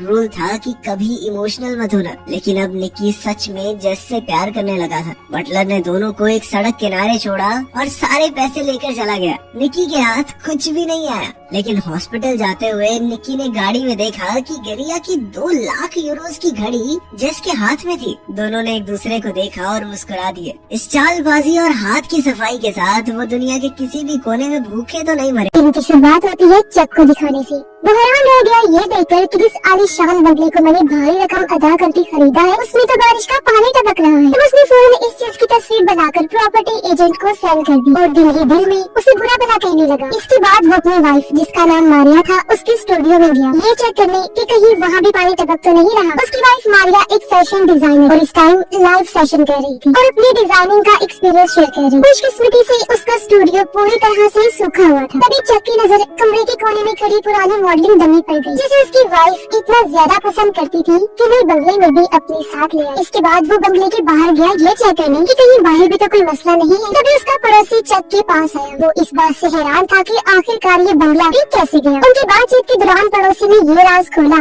कि घर के पुराने मालिक ने इस घर में सुसाइड की थी अपनी जान। ये सुनकर चक पूरी तरह से चौंक गया, क्योंकि प्रॉपर्टी एजेंट ने उसे ये जानकारी नहीं दी। वो वापस आकर लीकेज की तस्वीरें दोबारा देखने लगा। तभी वो एक तस्वीर में शॉटगन को नोटिस करता है। हालांकि उसके घर में तो कोई हथियार नहीं था। वो कंफ्यूज हो जाता है कि आखिर ये गन आई तो आई कहां से। लेकिन अजीबोगरीब वाकया यही नहीं रुकी। अगली सुबह जब वो बंगले के गार्डन में टहल रहा था तो उसकी नजर अपनी वाइफ की उस मॉडलिंग डमी पर गई, जो अजीब तरह से गार्डन में खड़ी है। तभी पड़ोसी फिर से आ गया और इस सारे मामले को देखने लगा। चक को शक हुआ कि ये मेरी बहन की शरारत हो सकती है, क्योंकि कुछ महीने पहले उनकी माँ की एक्सीडेंट में मौत की वजह से उसकी बहन की दिमागी हालत थोड़ी खराब हो गई थी। तब पड़ोसी चक को सलाह देता है कि अपनी बहन की दिमागी हालत पर ध्यान दो। साथ ही वो उसे ये भी सजेस्ट करता है कि वो पास ही बनी लाइब्रेरी में जाकर इस एरिया की हिस्ट्री तारीख को पढ़े। इसके साथ ही वो उसे एक लोकल ग्रुप की मीटिंग में आने की दावत भी देता है। दोपहर को चक लाइब्रेरी गया और किताबों को उलट पलट करने पर एक किताब ढूंढ लेता है जिसमें इस छोटे से गांव की गहरी हिस्ट्री लिखी हुई। वो जैसे ही निकलने लगा उसने देखा कि कुछ किताबें जमीन पर फैली हुई हैं। साथ ही उसने रोती हुई एक लड़की को भी देखा जो उसे वार्न करती है कि वो इस जगह के राजों में इतनी दिलचस्पी न ले, वरना इसके अंजाम बहुत खतरनाक हो सकते हैं। लेकिन चक उसे पागल समझकर उसकी बातों को नजरअंदाज कर देता है और किताबें लेकर लाइब्रेरी के काउंटर पर पहुंचता है। जब लाइब्रेरियन ने किताबें देखी तो उसकी आंखें खुली की खुली रह गई। उसने फौरन चक को वार्न किया कि वो इस खास जगह की खोज ना करे, क्योंकि अब तक कोई भी वहाँ तक नहीं पहुँच पाया है। चक बताता है कि मैंने ऐसा कुछ नहीं सोचा, मैं तो बस हिस्ट्री को समझना चाहता हूँ। साथ ही वो रोती हुई लड़की और फर्श पर बिखरी हुई किताबों के बारे में भी बताता है। लाइब्रेरियन अचानक सीरियस हो गया। वो फौरन वहाँ से निकल जाता है। तब चक भी चुपचाप घर लौट आता है। घर आने के बाद उसने किताबें पढ़ना शुरू की जो 1980 की एक खुफिया कॉन्फ्रेंस से जुड़ी हुई। तभी अचानक डोरबेल बजी। दरवाजे के बाहर उसकी एक स्टूडेंट खड़ी हुई थी जो म्यूजिक क्लास लेने आई थी। चक एक म्यूजिक टीचर था और आज उसकी ये स्टूडेंट पहली बार म्यूजिक सीखने आई। शुरू में स्टूडेंट काफी नर्वस हो रही थी। तब चक किचन में पानी लेने चला गया ताकि उसका मूड थोड़ा हल्का हो सके। लेकिन तभी अचानक पियानो की धुन पूरे कमरे में गूंजने लगी। ऐसा लग रहा था जैसे किसी प्रोफेशनल इंसान की परफॉर्मेंस हो। चक शॉक रह गया क्योंकि जब उसने पीछे मुड़कर देखा तो स्टूडेंट तो किचन के दरवाजे पर खड़ी थी। ये देखकर दोनों काफी हैरान रह जाते हैं। जब वापस पियानो की तरफ आता है तो सब कुछ शांत हो चुका था और वो औरत नहीं मिली जिसके बारे में स्टूडेंट ने बताया था। ये देखकर वो काफी डर जाती है, फौरन वहाँ से भाग गई। रात को चक अकेला था क्योंकि उसकी वाइफ ऑफिस के काम के लिए घर से बाहर गई हुई थी, इसलिए वो पड़ोसी की बताई हुई गार्डन क्लब की मीटिंग अटेंड करने चला जाता है। वहाँ एक बहुत ही सेंसिटिव हसास टॉपिक पर डिस्कशन चल रही थी जिसे आमतौर पर इस गांव के लोग छूना भी पसंद नहीं करते। मीटिंग में सिर्फ 6 लोग थे। चक नोटिस करता है कि यहाँ लाइब्रेरी में काम करने वाला आदमी भी आया हुआ है। वो लोग एक लड़की जिसका नाम हेलन फोस्टर था उसके बारे में बात कर रही थी, जिसने हाल ही में सुसाइड करने की कोशिश की थी। लाइब्रेरियन बताता है कि मुझे ये सब 1980 में होने वाले उस पुराने हादसे की याद दिला रहा है जब एक औरत हेलन ने अपनी जान ली थी। उसके बेटे को स्कूल में लगातार परेशान किया जा रहा था, कोई उसकी मदद को आगे नहीं आया। तब इस गुस्से और दुख में हेलन ने अपने घर में ही खुद को गोली मार ली। उसके बाद से ही इस गांव में हर साल एक मिस्टीरियस सुसाइड होती है। लोगों का मानना है कि ये सब हेलन की आत्मा की वजह से हो रहा है। उनका मानना था कि हेलन का घर जिसे अब कोई भी नहीं ढूंढ पा रहा जब तक उसका सच सामने नहीं आ जाता ये मामला थमने वाला नहीं है। मीटिंग धीरे धीरे ड्राउनी होती जा रही थी, इसीलिए इसे खत्म करने का फैसला किया गया। लेकिन जैसे ही चक बाहर आया उसे पास वाले पुराने चर्च से किसी औरत की हंसने की आवाज आती है। वो घबराते हुए घर आया और अपनी बहन इजाबेल के कमरे में जाता है। इजाबेल अभी भी माँ के गुजर जाने के गम से बाहर नहीं आई थी और अक्सर बड़े सपने देखती थी जिसमें उसे बार बार अपनी माँ दिखाई देती। जब भी ऐसा होता वो चक के पास आकर अपने डर के बारे में बताती ताकि मन हल्का हो सके। किसी शाम इजाबेल के स्कूल का दोस्त उनके घर आया इजाबेल से मिलने की। वो बचपन से ही इसी गांव में रहता था और उसे यहाँ की कई ड्राउनी कहानियों की जानकारी। उसने इजाबेल को हेलन की सुसाइड की पूरी कहानी काफी डिटेल में सुनाई। रात को इजाबेल जब सो रही थी तो बाथरूम की लाइट अपने आप ही जल जाती है। वो उठकर लाइट बंद कर देती है, लेकिन थोड़ी देर बाद वो एक बार फिर जल गई। उसे लगा जैसे स्विच खराब है, इसलिए उसने बल्ब भी उतार कर बेड की साइड टेबल पर रख दिया। लेकिन जैसे ही वो फिर सोने की कोशिश करती है कुछ बहुत ही अजीब होने लगता है। मिस्टीरियस चीजें रुकने का नाम ही नहीं ले रही थी। अगली सुबह जब इजाबेल की आँख खुली तो उसने देखा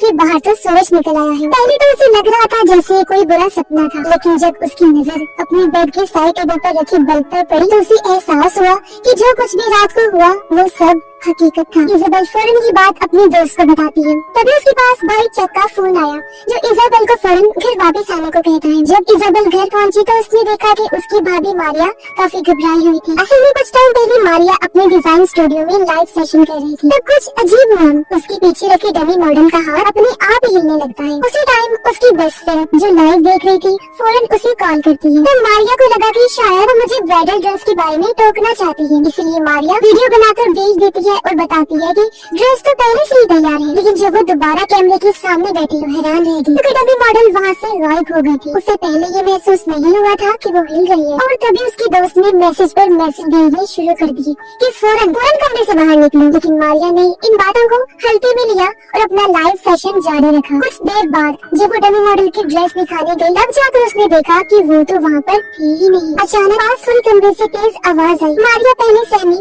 लेकिन फिर डरते डरते उस कमरे की तरफ बढ़ती है। तब जाकर उसे डमी मॉडल की सच्चाई का एहसास होता है। चक ने जब ये सब सुना तो वो टाइम गवाए बिना घर आता है और उन्होंने मिलकर डमी को आग लगाकर जला दिया। चक ने बताया कि इस बंगले का पिछला मालिक यहाँ पर सुसाइड कर चुका है। तो हो सकता है कि यहाँ कुछ बड़ी ताकत मौजूद है। फैसला किया गया कि वो इस बंगले को छोड़ देंगे। इजाबेल को कहा जाता है कि वो अपनी सारी चीजें समेट कर कॉलेज हॉस्टल में शिफ्ट हो जाए। तब उनकी मदद करने इजाबेल का दोस्त भी आ गया। इसी दौरान उसकी दोस्त की नजर दीवार पर लटकी एक तस्वीर पड़ जाती है जिसमें इजाबेल और उसकी मॉम साथ में थी। उसने इजाबेल को चौंका देने वाली बात बताई। कहा कि इसमें तुम्हारी माँ वैसे बिल्कुल नहीं लग रही जैसी तुमने बताई। तस्वीर में तुम्हारी माँ और मौजूदगी में बिल्कुल अलग लग रही है। इजाबेल एकदम चौंक गई। फौरन बताती है कि मेरी माँ तो कुछ महीने पहले ही एक एक्सीडेंट में गुजर चुकी है। यह सुनकर उसका दोस्त भी हैरान रह गया क्योंकि उसने कुछ टाइम पहले उसकी मॉम को घर में चलते फिरते देखा था। इस उलझन को दोनों सोच रहे थे कि नीचे किचन में बर्तन गिरने की आवाज आती है। घबराते हुए दोनों नीचे पहुंची लेकिन नीचे उतरते ही घर का माहौल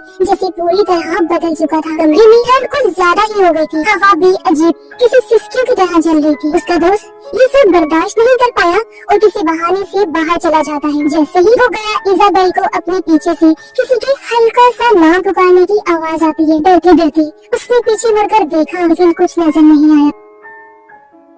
तभी अचानक मारिया आ गई और उसे रोकने लगी लेकिन इजाबेल कहती है कि मैं इस मिस्ट्री का पता लगा के ही रहूंगी। फिर दोनों घबराते हुए अपने अपने कमरों में भाग जाती हैं। थोड़ी देर बाद मारिया के कमरे से चीखने की आवाज आती है। इजाबेल भागकर उसकी तरफ गई। दरवाजा अपने आप धीरे धीरे खुल रहा था। मारिया बुरी तरह डर चुकी थी। रोते हुए इजाबेल के कमरे में आ जाती है। उसके चेहरे पर खौफ था और नाक से खून बह रहा होता है लेकिन उसे खुद होश नहीं था कि ये सब उसके साथ क्या हो रहा है। जब माहौल कुछ शांत हुआ तो इजाबेल का दोस्त वापस लौट आता है। उसके हाथ में पुराना नक्शा था। उसने बताया कि 1923 के प्लानर्स की किताब और शहर के मौजूदा नक्शे को मिलाकर मैंने एक बहुत पुरानी जगह का सही पता खोज निकाला है। नाम है 825 फॉरेस्ट रोड जो इस कहानी का नाम भी है। चक अब तय कर चुका था कि उस इंसान से वो खुद जाकर बात करेगा जिसने उसकी वाइफ के साथ धोखा किया।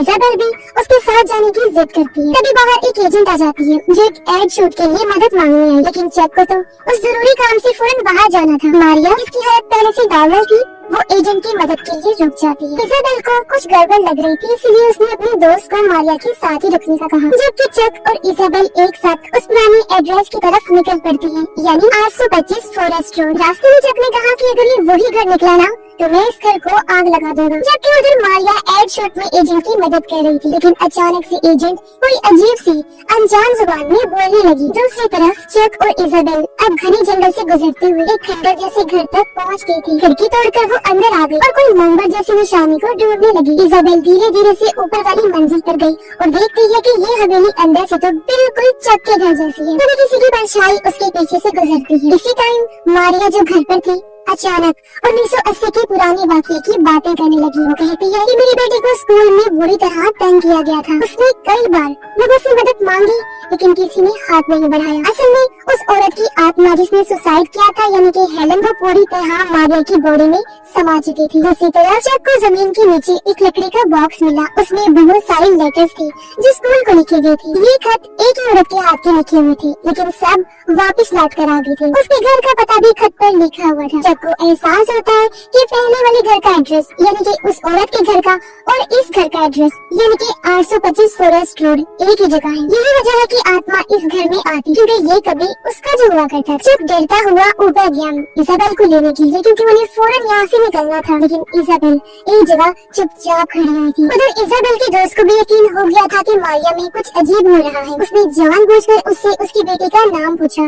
अचानक मारिया जोर से चीखने लगी और पागलों की तरह हंसने लगती है। कुछ लम्हे बाद सब कुछ शांत हो गया। इजाबेल के दोस्त को लगा कि आत्मा जा चुकी है, लेकिन उधर इजाबेल की आंखें हैरत से खुली की खुली रह गई। एक इनविजिबल ना नजर आने वाले हाथ ने उसके कंधों को मजबूती से पकड़ लिया था। जब ने ये देखा तो भागकर उसकी तरफ बढ़ा। उसने जल्दी से इजाबेल को बचाने की कोशिश की, लेकिन अचानक किसी इनविजिबल ताकत ने दोनों को पुराने कमरे के अंदर खींच लिया। हमें पता चलता है कि उस औरत की आत्मा यानी हेलन की आत्मा ने इजाबेल और चक को भी अपना शिकार बनाकर मार डाला। ऐसा वो टाउन के लोगों से बदला लेने के लिए कर रही, क्योंकि उस टाइम टाउन वालों ने ही कोई मदद नहीं की थी। चाहे कोई बेकसूर ही क्यों न हो, जो कोई भी टाउन में आता है उसकी मौत पक्की होती है। हेलन सबके साथ अलग अलग तरीकों से खेलकर उनकी जान लेती है। ऐसा वो तब तक करती रहेगी जब तक उसकी मिस्ट्री सॉल्व नहीं हो जाती और उसकी आत्मा को सुकून नहीं मिल जाता। और इसी भयानक एंडिंग के साथ ही इस फिल्म की कहानी भी यहीं पर खत्म हो जाती है। तो फिल्म की शुरुआत होती है जेवियर को दिखाते हुए। जेवियर के पास लग्जरी घर है, गाड़ी है, जिससे बज़ाहिर तो वो बहुत अमीर दिखता है, लेकिन काफी अरसे से उसके पास कोई जॉब नहीं।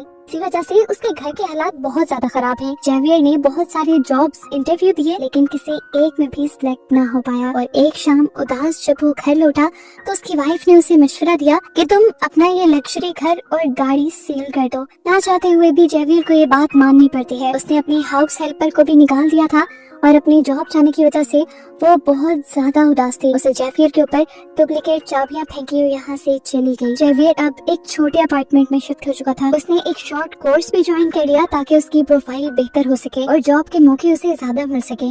साथ ही साथ वो इंटरव्यूज भी देता रहा। काफी सारों में तो नाकामी मिली, लेकिन फाइनली फिर उसे एक जॉब मिल भी गई।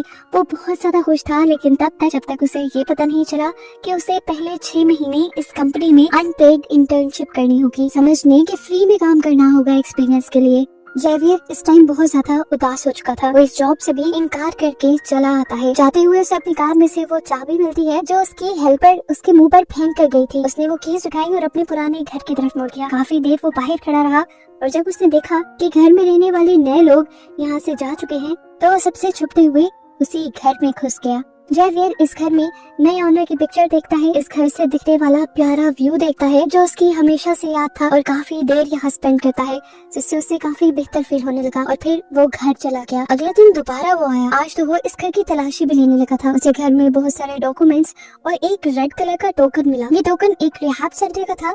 वहाँ कौन और क्यों जाता था, जेवियर ये जानने के लिए उनका कंप्यूटर ऑन कर लेता है। उनके कंप्यूटर से जेवियर को उनके बारे में बहुत सारी इंफॉर्मेशन मिलती है, जैसा कि 1 साल पहले इस फैमिली का एक्सीडेंट हुआ था क्योंकि इस घर का ओनर ड्रंक था, इसीलिए 1 साल के लिए उसका ड्राइविंग लाइसेंस भी कैंसिल कर दिया गया था। यहाँ पर उसे ओनर के पूरे दिन का शेड्यूल भी पता चल जाता है और जेवियर ये भी जान जाता है कि नया ओनर अगले दिन 3 बजे अपने रिहैब जाने वाला था। अगले दिन जेवियर भी उस रिहैब सेंटर पहुँच जाता है जहाँ सब लोग नशे की लत छोड़ने के लिए जाते हैं। यहाँ पर वो ओनर भी आया हुआ था। जेवियर को यहाँ पहली मर्तबा देखकर उससे भी यहाँ के लोग सवाल करने लगे तो जेवियर ने अपनी कहानी बनाना शुरू की। उसने बताया कि वो अल्कोहलिक है, यानी बहुत ज्यादा शराब पीता है, जिसकी वजह से उसकी वाइफ और बेटी यानी उसकी फैमिली भी उससे काफी दूर हो गई है। उसकी कहानी बहुत ज्यादा उसके घर के नए ऑनर से मैच कर रही थी, इसीलिए फौरन उसने जेवियर को नोटिस करना शुरू कर दिया और यही दरअसल में जेवियर का प्लान था। जल्द ही इन दोनों में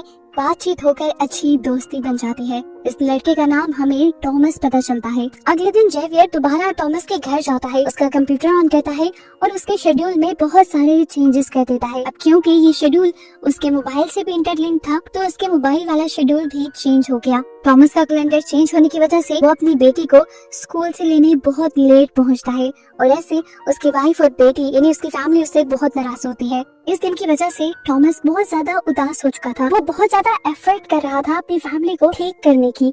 अगले दिन भी वो रिहैब क्लासेस में जाता है और यहाँ पर दोबारा उसकी मुलाकात जेवियर से होती है। ग्रुप डिस्कशन के बाद ये लोग दोबारा कॉफी शॉप में आ जाते हैं, जहाँ पर टॉमस जेवियर से काफी सारी बातें शेयर करता है अपनी फैमिली के बारे में और अपनी फैमिली की पिक्चर भी दिखाता है और जेवियर को भी कहता है कि तुम भी अपनी फैमिली की पिक्चर दिखाओ। तो जेवियर कहता है अभी तो मेरे पास पिक्चर नहीं, लेकिन कल को मैं जरूर दिखाऊंगा। इनकी दोस्ती इतनी बढ़ जाती है कि टॉमस जेवियर को अपने घर बुला लेता है। जेवियर को इस पॉइंट पे ऐसी खुशी होती है जैसे उसका कोई मिशन कंप्लीट हो गया हो। अगले दिन वो अपने पुराने घर यानी टॉमस के घर बुके लेकर पहुंच जाता है। यहाँ पर अब उसे अपना पुराना माली मिल जाता है, जो उसे पूछता है आप किससे मिलने आए हैं। वो नहीं चाहता था कि किसी को पता चले वो टॉमस से मिलता है, इसलिए उसने कहा अभी भी मेरे कुछ डॉक्यूमेंट्स मेरे पुराने एड्रेस पे आते हैं, मैं बस वही पिक करने आया हूँ। खैर अब वो घर के अंदर आ जाता है। टॉमस उसका अच्छा वेलकम करता है और अभी तक टॉमस की बात नहीं जानता कि पहले ये घर जेवियर का ही हुआ करता था। जेवियर इन लोगों के साथ काफी बातें करता है, डिनर करता है और चला जाता है। अगले दिन टॉमस जब ऑफिस के लिए निकल रहा था तो उसके माली ने आकर उससे पूछा क्या कल यहाँ के पुराने ओनर अपने कुछ बिल्स लेने के लिए आए थे। टॉमस ने कहा नहीं, ऐसा तो कुछ नहीं हुआ। अब माली तो टॉमस से सॉरी करके साइड पे हो जाता है, लेकिन वो समझ गया था कि जरूर जेवियर के माइंड में कुछ चल रहा है। वो कल टॉमस से ही मिलने आया था, लेकिन वो इस बारे में शायद किसी को बताना नहीं चाह रहा। इसी दिन दिखाया जाता है कि जेवियर अपनी कार का जानबूझकर एक्सीडेंट कर देता है और फिर जल्दी से कॉल करके टॉमस को अपनी मदद के लिए बुलाता है। इस टाइम जेवियर के हाथ में एक शराब की बोतल थी, जिसे देखकर टॉमस को लगा कि उसने ड्रंक होकर ये एक्सीडेंट किया है। जब टॉमस ने जेवियर के हाथ से वो बोतल ली तो कुछ कतरे टॉमस के ऊपर भी गिर गए। टॉमस उसे समझाने लगा रिहैब ज्वाइन करने के बावजूद भी तुम अगर ये काम करते हो तो बिल्कुल अच्छा नहीं, ऐसे तुम्हारी लत नहीं जाएगी। देखो मैं तुम्हें समझाता हूँ, मुझे पीनट से एलर्जी है, अगर मैं एक भी दाना खा लूँ तो मर जाऊंगा। तुम भी ड्रिंक करने को ऐसा ही समझो, अगर तुमने ड्रिंक किया तो तुम मर जाओगे। जेवियर उससे कहता है मैं ड्रिंक करना नहीं चाहता था, लेकिन कल जब मैं तुम्हारे घर आया तो मैंने देखा तुम अपनी जिंदगी कितने अच्छे से मेंटेन करते हो, तुम्हारी फैमिली है, तुम एक कंपनी के वाइस प्रेसिडेंट भी हो, लेकिन मैं ना मेरे पास जॉब है और ना ही मेरी फैमिली मेरे सपोर्ट में है। मैं अपने दुख को काबू नहीं कर सका, इसलिए मैंने ड्रिंक की। टॉमस कहता है ऐसा कुछ नहीं जैसा तुम्हें नजर आ रहा है, मैंने भी सब चीजों को बैलेंस करने में बहुत मेहनत की है और वो कंपनी जहाँ मैं वाइस प्रेसिडेंट हूँ वो असल में मेरी नहीं है, मेरे फादर इन लॉ की है। जेवियर उसकी सारी बात सुनकर उससे कहता है अच्छा मुझे कुछ देर के लिए तुम्हारा फोन चाहिए, मेरा फोन डेड है और मुझे कार टो करने के लिए किसी को बुलाना है यहाँ। टॉमस उसे फोन दे देता है, लेकिन कॉल करने से पहले वो अपने आप को एक मेल भी करता है। उसने ऐसा क्यों किया ये आगे रिवील होगा। इस सब में उसने टॉमस से प्रॉमिस भी ले लिया था कि तुम घर जाकर अपनी वाइफ को इस बारे में कुछ न बताना, वो पता नहीं मेरे बारे में क्या सोचेंगी। टॉमस ने उसकी ये भी बात मान ली। अब वो जब घर गया तो उसकी वाइफ को उसके कपड़ों से अल्कोहल की स्मेल आ गई। वो भड़क गई,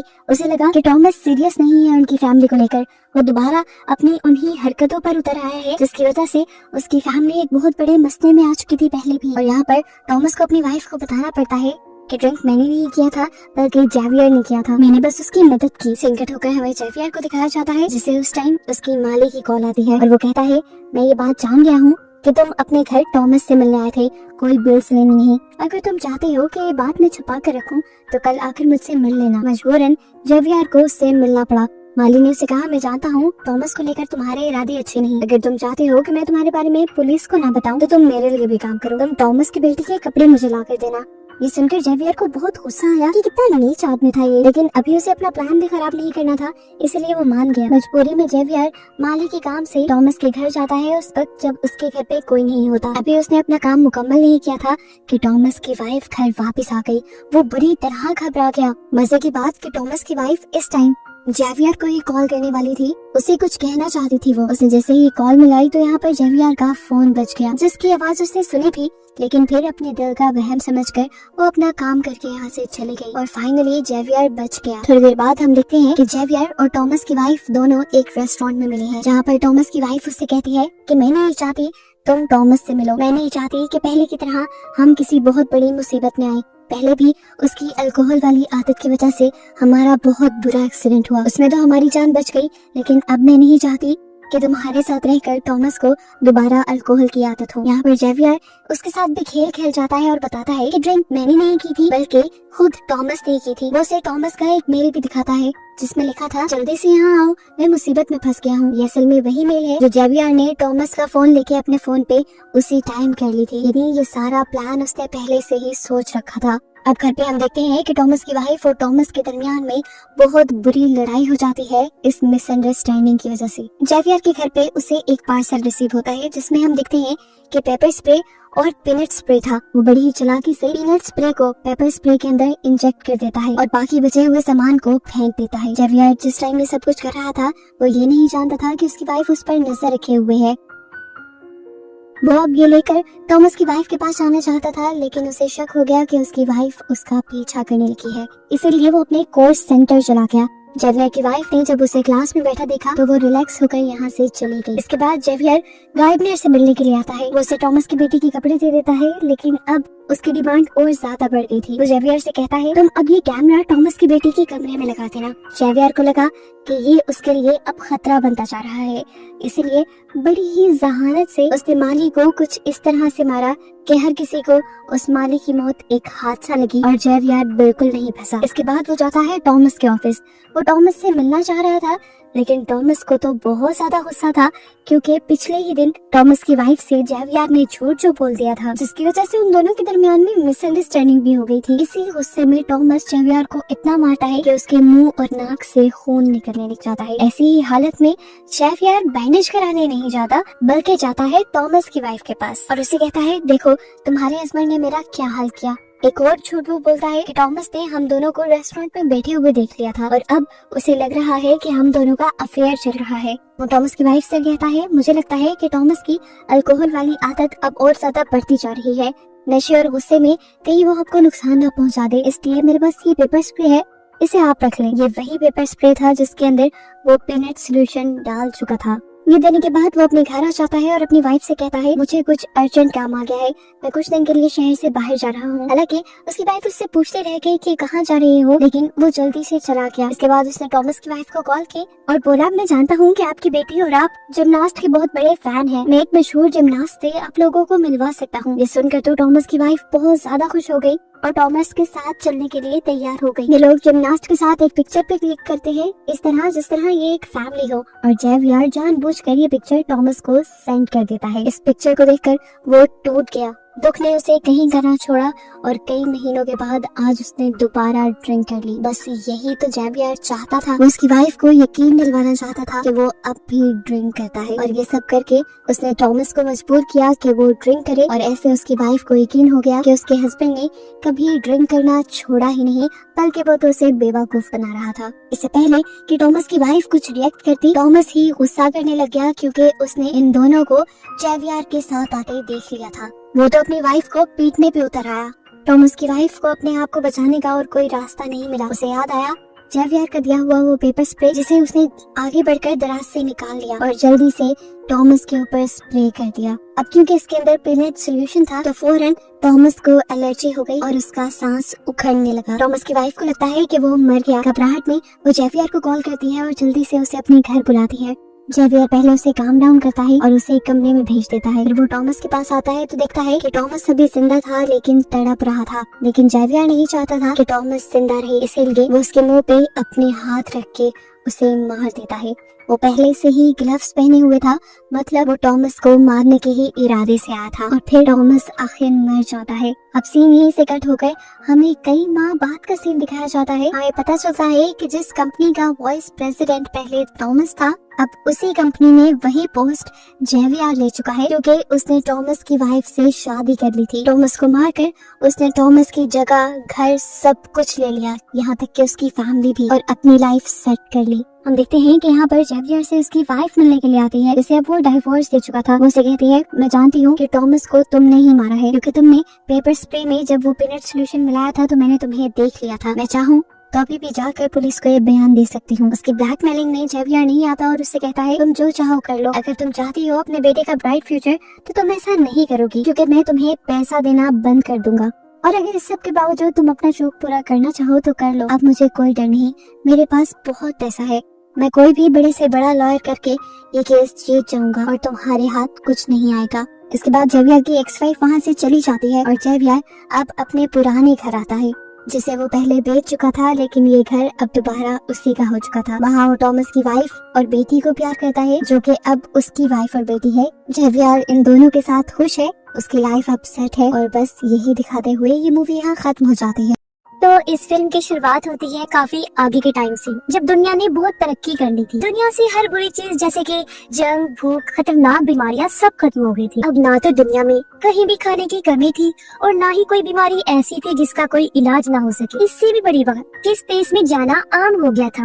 हर कोई अब आराम से आसमान की सैर को जा सकता था। इसी बीच हम एक स्पेसशिप में कहानी की मेन कैरेक्टर मैक्स को देखते हैं। मैक्स को भी घूमने का बहुत शौक था, इसलिए वो अपनी खास स्पेसशिप से गैलेक्सी में घूमने निकला हुआ था। उसे हर प्लेनेट पर जाने, वहाँ के रहन सहन के बारे में जानने का बहुत शौक था। हालांकि उसकी फैमिली हमेशा उसे कहती थी कि बस वापस आ जाओ और अपनी पढ़ाई पर ध्यान दो, लेकिन क्योंकि उसे पढ़ाई का शौक तो था नहीं, इसलिए वो अपनी फैमिली की बातों पर ध्यान नहीं दिया करता था। इसी बीच अचानक एक चट्टान का टुकड़ा मैक्स की स्पेसशिप से आकर टकरा जाता है, जिसे वो कंट्रोल से बाहर हो गया। सिस्टम में खराबी होने लगी, लाइट्स खराब हुई, अलार्म बजने लगी। ये देखते हुए मैक्स ने जल्दी स्पेसशिप को नीचे उतारना चाहा, लेकिन सिस्टम पूरी तरह खराब हो गया और स्पेसशिप गिरने लगा। देखते ही देखते शिप एक अनजान प्लेनेट के आइलैंड पर तबाह हो गया और फिर स्पेसशिप में धमाका होने से पहले ही मैक्स उसमें से उतर गया और अब वो इस अनजान आइलैंड पर फंस चुका था। यहाँ दूर दूर तक कोई नजर नहीं आ रहा था जो उसकी मदद को आता। ये आइलैंड काफी अजीब था, रेगिस्तान जैसा। ज्यादा अंधेरा तो नहीं था, बस खामोशी थी जो डरा देने वाला माहौल बना रही। खैर अब मैक्स इस जगह पर घूमने लगता है। जंगल में आकर उसने कुछ बर्तन देखे। आग को कुछ देर पहले ही बुझाया गया था, जिसका मतलब साफ था कि कोई और भी यहाँ पर रह रहा है। और तभी उसे एक क्रिएचर दिखाई थी जो छुप रही थी। मैक्स ने उससे बात करना चाहिए कोशिश की, लेकिन वो डरकर भाग गई। उसे समझ नहीं आ रही थी कि ये कौन सी दुनिया है। फिर अचानक एक जोरदार आवाज आती है, जिसके साथ ही एक सोल्जर उसके सामने आ गया। उसने फौरन ही मैक्स पर गन तान दी और न जाने किस जुबान में उस पर चिल्लाने लगा। अब मैक्स परेशान हो गया, ना वो उसकी बात समझ पा रहा था और ना उसे कुछ समझा पा रहा था। तभी मैक्स ने अपनी बेल्ट पर लगी एक डिवाइस निकाली, जो एक तरह का ट्रांसलेटर था, जो किसी भी जुबान को ट्रांसलेट कर सकता था। मैक्स उसे अपने कान में लगा लेता है। सोल्जर को लगा कि ये कोई हथियार है, इसलिए वो मैक्स के बेल्ट पर गोली चला देता है और अगले ही पल उसे गिरफ्तार करके अपने साथ ले जाता है। वो उसे एक अजीब से शहर में लेकर आया, जो लग तो रहा था जमीन जैसा, मगर कुछ डरावना भी। यहाँ हर तरफ काले गंदे कपड़े पहने सोल्जर फिर रही थी, जिनके हाथों में गन्स थी और सर पर हेलमेट पहना हुआ था। हर तरफ अजीबोगरीब ड्रोन उड़ रहे। जल्द ही मैक्स को एक लैब में लाया गया, जहाँ कुछ साइंटिस्ट थे। वो लोग दरअसल मैक्स को कोई एलियन समझ रहे थे, इसीलिए उसके सर पर डिवाइस वाला एक हेलमेट लगा देते, क्योंकि वो इस डिवाइस के जरिए मैक्स के ख्यालों को पढ़ के उसका हर एक राज जानना चाहती थी। लेकिन जल्द ही उन लोगों को लगने लगा कि ये कोई एलियन नहीं है, बल्कि एक पागल इंसान है। इसीलिए उसे पागल खाने भेजने का फैसला किया जाता है। ये काम एक सीनियर सोल्जर के जिम्मे लगाया गया, जिसका नाम गाय था। अचानक सभी लोग जोर जोर से गीत गाने लगे, जो उनके मुल्क और गवर्नमेंट के उनके दिल में प्यार का गीत था। उन्हें देखने से ऐसा लग रहा था वो जैसे किसी के कंट्रोल में हो और इस गीत के अलावा इनके दिमाग में और कुछ ना हो। ये सब चीजें मैक्स को काफी अजीब और फनी भी लग रही थी।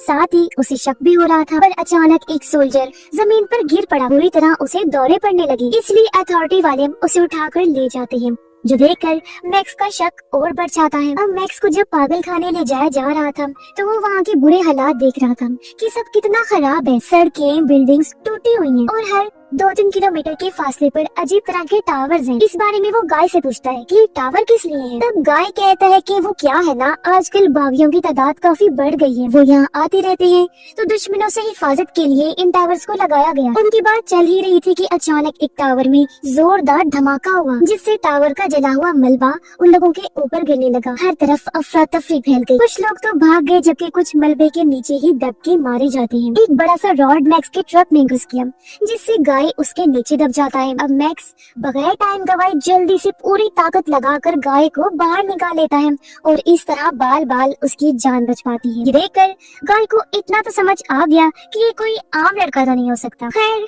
अब जाकर मैक्स को पता चलता है कि यहाँ तो बगावत चल रही है, यानी जिनको बागी कहा गया है वो गवर्नमेंट के खिलाफ खड़ी है, क्योंकि वो गवर्नमेंट के तरीकों को नापसंद करती है। इसलिए गवर्नमेंट ये टावर लगाकर अपनी ताकत बना कर रखना चाहती है। ये लोग पैदल ही आगे बढ़ जाते हैं मेन शहर में आने के बाद एक ताकतवर आदमी दिखाया जाता है जो रिसर्च डिपार्टमेंट का हेड होता है। वो अपने एजेंट को हुक्म देता है कि वो मैक्स को मेरे पास लेकर आए, जबकि उससे पहले मैक्स को इस बार एक बड़े से टैंक में बंद करके रखा जाता है क्योंकि साइंटिस्ट उसके दिमाग को और अंदर से परखना चाहते थे। लेकिन तभी यहाँ डिपार्टमेंट हेड का एजेंट आकर बगैर किसी की इजाजत के मैक्स को वहाँ से ले जाता है। इसी बीच हम एक वकील को देखते हैं जिसने भी काफी देर से मैक्स पर नजर रखी हुई थी, लेकिन जब उसने टाइम देखा वो काफी घबरा गया। जल्दी से बाथरूम में जाकर वो लॉक हो जाता है, पर अचानक उसे भी वही दौरा पड़ने लगता है। उधर एजेंट जब मैक्स को ले जा रहा था तो बार बार घड़ी को देखकर उसके भी पसीने छूट रहे थे। अचानक उसे भी दौरा पड़ गया और ये देखकर कुछ लोग एजेंट को बंदी बनाकर अपने साथ ले जाते हैं और आसपास के लोग एक बार फिर गीत गाने लगते हैं। अब लोग मैक्स को देखकर उसे बाले कहने लगे क्योंकि वो उनकी तरह गीत जो नहीं गा रहा था। वो उस पर चिल्लाने लगे। तब इस भगदड़ का फायदा उठाकर मैक्स वहाँ से भाग जाता है। अब पता चलता है कि फादर्स नामी एक ग्रुप है जिसमें वो सारे फादर्स यहाँ पर राज करते हैं, जिनमें रिसर्च डिपार्टमेंट का हेड और उसका एजेंट भी शामिल थे। अब इनके कुछ रूल्स थे, जो भी फादर छोटी सी भी गलती अगर करता तो बाकी फादर्स उसे मार दिया करती थी। अब मैक्स एक बार में गया जहाँ की वेट्रेस उसे काफी अच्छी लगी। दोनों की कुछ देर तक बातें हुई और उनकी अच्छी दोस्ती होगी। एक दूसरा बदतमीज कस्टमर वेट्रेस से बदतमीजी करने लगा। मैक्स ने उसे रोकने की कोशिश की लेकिन दोनों की लड़ाई हो जाती है। उसने कई बार मैक्स पर हमले किए लेकिन उसने हर हमले को नाकाम बना दिया क्योंकि उसके पास बहुत ताकतें थी। इसके बाद मैक्स ने वेट्रेस को यहाँ आने तक की सारी कहानी बताई। बातों ही बातों में उसे पता चला कि वेट्रेस गाय की बहन है। वेट्रेस मैक्स को अपने घर ले जा रही थी तो वो भी खुशी खुशी मान गया, लेकिन जब दोनों बार से बाहर आई तो वो बदतमीज आदमी फिर से आ गया। इस बार वो अपने गुंडे भी साथ लेकर आया था मैक्स से बदला लेने के लिए। अब मैक्स भी जानता था कि इनसे कैसे निपटना है। जैसे ही उन लोगों ने तलवार से हमला किया मैक्स बड़े ही आराम से बच गया और अब वो लोग मैक्स पर झपट पड़े, लेकिन उस पर तो कोई असर ही नहीं हो रहा था। वो सबको मारकर गिरा देता है। इसी के साथ गैंग की बाकी लोग भी आ गए जिनके पास बड़े बड़े हथियार थे। एक ने मैक्स की टांग में रस्सी डाली जबकि दूसरे ने हथियार से हमला कर दिया, मगर उसने उनके ही हथियारों को उनके खिलाफ इस्तेमाल करके सबको ढेर कर दिया। अब सिर्फ वो बदतमीज आदमी बचा था। वो गोल्ड डिवाइस को मैक्स की तरफ फेंकता है जिस पर ब्लेड्स लगे हुए थे, लेकिन कुछ भी होने से पहले मैक्स बड़े आराम से बच जाता है। घर पर आने के बाद गाय भी मैक्स को अपने घर में रहने की इजाजत दे देता है। धीरे धीरे मैक्स यहाँ के तौर तरीकों को समझने लगता है। उसे एक चीज बहुत हैरान कर देती है। उसने देखा कि गवर्नमेंट उसके ख्यालों को टीवी पर किसी फिल्म की तरह दिखा रही है। उनकी गवर्नमेंट लोगों को ये कहती है कि हम लोग अपने प्लेनेट के अंदर रहते हैं, न कि सतह पर, क्योंकि बाहरी दुनिया में कोई सितारा प्लेनेट कुछ भी नहीं है। साथ ही उनको ये भी बताया जाता है कि उनके फादर्स ने बागियों के खिलाफ जंग जीतकर ये टावर लगाए हैं, तब जाकर उनका ये प्लेनेट, ये मुल्क बचा है। गाय मैक्स को कहता है कि अपने मुल्क की हिफाजत करना सबसे बड़ी जिम्मेदारी है, तुम भी मेरी तरह गार्ड बन जाओ। मैक्स इसके लिए मान गया, जहाँ उसकी आर्मी वाली ट्रेनिंग शुरू हुई जिसमें उसने गीत भी सीखा और कई सारे इम्तिहानों को पास किया। बागियों की चीजों को शूट करने वाले इम्तिहान में तो उसने टॉप किया, यानी वो कमाल का शूटर भी था। अब कड़ी ट्रेनिंग के बाद मैक्स को आर्मी में भर्ती कर लिया गया। उनका पहला मिशन बागियों के एक अड्डे को तबाह करना था। जल्द ही ये लोग वहाँ पहुँचते और इन्होंने वहाँ हमला कर दिया। बॉम्ब फेंके गई और बागियों को घसीटा गया। ये चीज मैक्स को अजीब लगी क्योंकि उसने देखा कि बागी लोग कोई मॉन्स्टर क्रिएचर नहीं है, बल्कि ये तो कुछ डरे हुए लोग हैं। ये देख मैक्स ने उन्हें ना मारने का फैसला करके बंदूक नीचे फेंक दी, जबकि बाकी लोग बुरी तरह बागियों को मार रहे थे, जानवरों की तरह घसीट कर उन्हें ले जाया जा रहा था। और ये चीज जाहिर मैक्स को भी बहुत अजीब लगी और बुरा भी लगा। अब बागियों को सजा के लिए कोर्ट लाया गया, फिर उनको सामने खड़ा करके उन पर तेज रोशनी फेंकी, इतनी तेज कि उनकी आंखों में तकलीफ होने लगी। बहुत सारे बागी चिल्लाए कि प्लीज हमें छोड़ दो, हमने तो कुछ भी नहीं किया, जबकि बहुत सारे लोग फादर्स को बुरा भला कह रहे थे। और अब जो लोग रो रहे थे उन्हें मजदूर बनाकर भेज दिया गया, जबकि शोर मचाने वालों को मार डाला गया। अब एक बागी जिसकी बाजू मशीन की थी उसे लाया गया। फादर्स ने उसे गैस से भरे सूट में बांध दिया, जिससे धीरे धीरे उसका जिस्म जलने लगा और तड़पते हुए उस बेचारे की मौत हो गई। ये देख मैक्स को काफी बुरा लगा। उसे गुस्सा भी आ रहा था, लेकिन गुस्सा दबाते हुए चुपचाप वो वहाँ खड़ा रहता है। घर आने के बाद मैक्स ने गाय को कहा कि ये बहुत गलत हो रहा है। गाय ने उसे कहा कि ये ठीक है और हम यही तरीका अपनाते हैं, क्योंकि हर कोई अब मैक्स को जानता था, इसलिए एजेंट उसे पकड़ने के लिए आ गया। पर उससे पहले फादर्स का हेड मैक्स की वफादारी का टेस्ट लेना चाहता था, इसलिए वो मैक्स को जंगल में ले गया और उसके सामने दो बागियों को खड़ा करके कहा कि इन्हें उड़ा दो। मैक्स कहता है कि मैं इन्हें सबके सामने नहीं, अकेले में मारूंगा। पर कुछ दूर ले जाकर वो उन दोनों को छोड़ देता देता है। वापिस आकर उसने फादर्स के हेड को कहा कि मैं आर्मी छोड़ना चाहता हूँ। ये सुन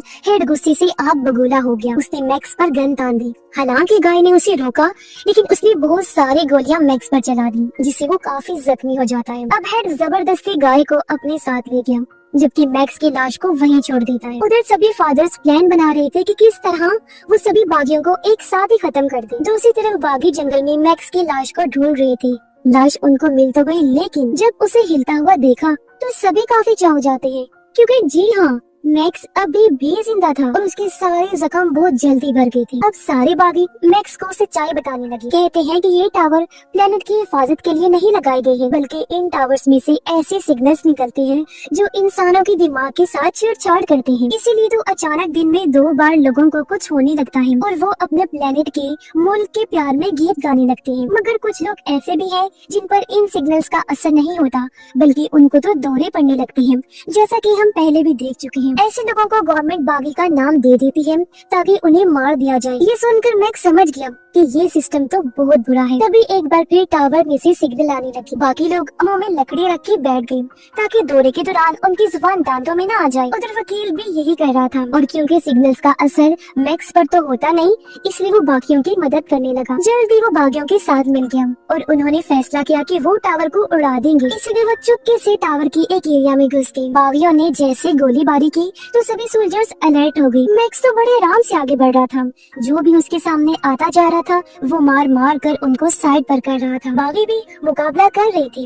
कुछ तो मारे गए, जबकि कुछ दीवारों के पीछे खड़े होकर गोलियां चला रहे थे। मैक्स बड़ी बहादुरी से टावर के नीचे पहुंचा और वहाँ बॉम्ब लगा देता है। फिर उसने सभी बागी, चाहे वो जिंदा हो या मरा हो, उन पर हुक से रस्सी अटका दी और उनको घसीट कर ले जाने लगा। कुछ ही देर में मैक्स और उसकी टीम खतरे से दूर हो गई। टावर में जोरदार धमाका हुआ और वो उड़ जाता है, लेकिन ये मुश्किल बहुत तकलीफ दी थी, क्योंकि एक और साथी उनके सामने दम तोड़ जाता है और अब बस मैक्स और एक बागी ही बचा था। अब मैक्स वेट्रेस के घर गया, लेकिन पड़ोसी ने उसे देख लिया था, इसलिए फौरन उसने पुलिस को बता दिया। गाय मैक्स पर चिल्लाने लगता है, पर इसी बीच वहाँ पर पुलिस आ गई, जो देखकर मैक्स फौरन ही वहाँ से भाग जाते हैं ताकि गाय और वेट्रेस किसी मुसीबत में न पड़ जाए। लेकिन बाहर सोल्जर्स तो पहले ही उसका इंतजार कर रहे थे, मगर यहाँ भी वो रुका नहीं और एक के बाद एक सबको मार गिराता है। लेकिन बेबस तो वो तब होता है जब फादर्स का हेड गाय की बहन को बंदी बना लेता है। ये देखकर मैक्स को हार माननी पड़ी। वो खुद को उनके हवाले कर देता है। मैक्स को जेल में डाल दिया गया, जहाँ पहले काफी सारे कैदी मौजूद थे।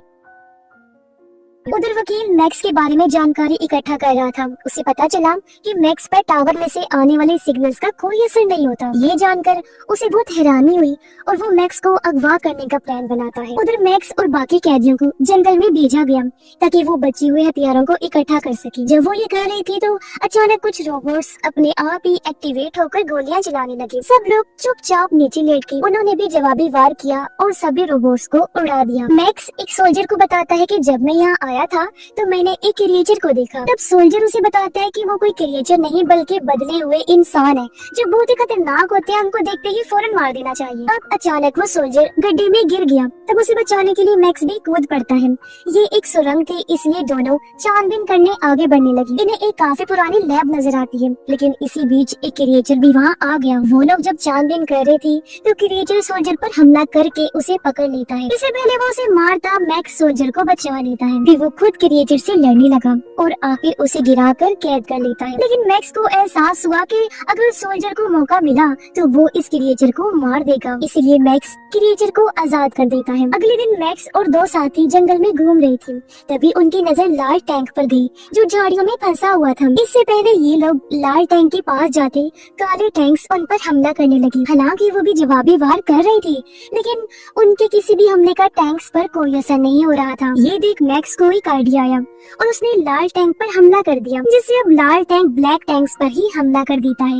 एक एक करके उसने सारे ब्लैक टैंक्स उड़ा दिए। अब मैक्स जल्दी से लाल टैंक के अंदर घुस गया। फिर उसने सारी तारों को काटकर टैंक को डीएक्टिवेट कर दिया। अब मैक्स वहाँ से भागने का प्लान बना चुका था, लेकिन कोई और उसके साथ जाना नहीं चाहता था, क्योंकि उन्हें लग रहा था कि ये इतना आसान नहीं होगा, ये किसी खतरे से खाली नहीं है। इसलिए मैक्स अकेला ही टैंक लेकर चल पड़ा। हालांकि रास्ते में बिछाए गए बहुत सारे बॉम्ब्स ने टैंक पर हमला किया, लेकिन उसे कुछ भी नहीं हुआ। उधर वकील को जब पता चला कि मैक्स जेल से भाग गया है तो गुस्से में आकर उसने अपने ऑफिस की सारी चीजों को तोड़ फोड़ कर दिया। थोड़ा दूर आने पर मैक्स को कुछ फौजी मिले जो सभी गाड़ियों को चेक कर रही थी। जैसे ही एक फौजी ऊपर आया, मैक्स खुश हो गया क्योंकि वो और कोई नहीं बल्कि गाय था। उसे देखते ही मैक्स अंदर खींच लेता है और बस फिर क्या था, वो बिना रुके गेट तोड़कर वहाँ से भाग जाता है। हालांकि फौजियों ने बहुत गोलियां चलाई लेकिन कोई असर नहीं हुआ। अब गाय काफी चौंक गया। वो हैरान होते हुए मैक्स से पूछता है कि भाई मुझे क्यों अंदर खींचा और कहाँ लेकर जा रहे हो। इसमें मैक्स कहते हैं रिलैक्स हो जाओ मेरे दोस्त, मैं तुम्हें एक नई जिंदगी दिखाने ले जा रहा हूँ जो यहाँ से बहुत बेहतर होगी। ये बात सुनकर दोनों काफी खुशी से आगे बढ़े और इसी के साथ इस फिल्म की कहानी यहीं पर खत्म हो जाती है। कहानी की शुरुआत होती है डैन मॉर्गन नाम के एक आदमी को दिखाते हुए और यही हमारी मूवी का मेन कैरेक्टर है। डैन एक लग्जरी कार के शोरूम में काम करता है। साथ ही इसके साथ काम करने वाले साथी इसे बहुत पसंद भी करते थे क्योंकि वो अपनी बातों से कस्टमर्स को कन्विंस करके लैम्बोर्गिनी गाड़ी बेचने में एक्सपर्ट है। आज डैन की एनिवर्सरी है, इसलिए वो गुलाब का गुलदस्ता लेकर अपने घर पहुंचा और अपनी वाइफ को एनिवर्सरी विश करता है। डैन अपनी बीवी, बेटी नीना और बेटे कायल के साथ यहाँ रहता था। डैन नीना और कायल से कहता है कि आज रात तुम अपने छोटे भाई का ध्यान रखना क्योंकि डैन अपनी वाइफ जेसिका के साथ आज बाहर जाने वाला है।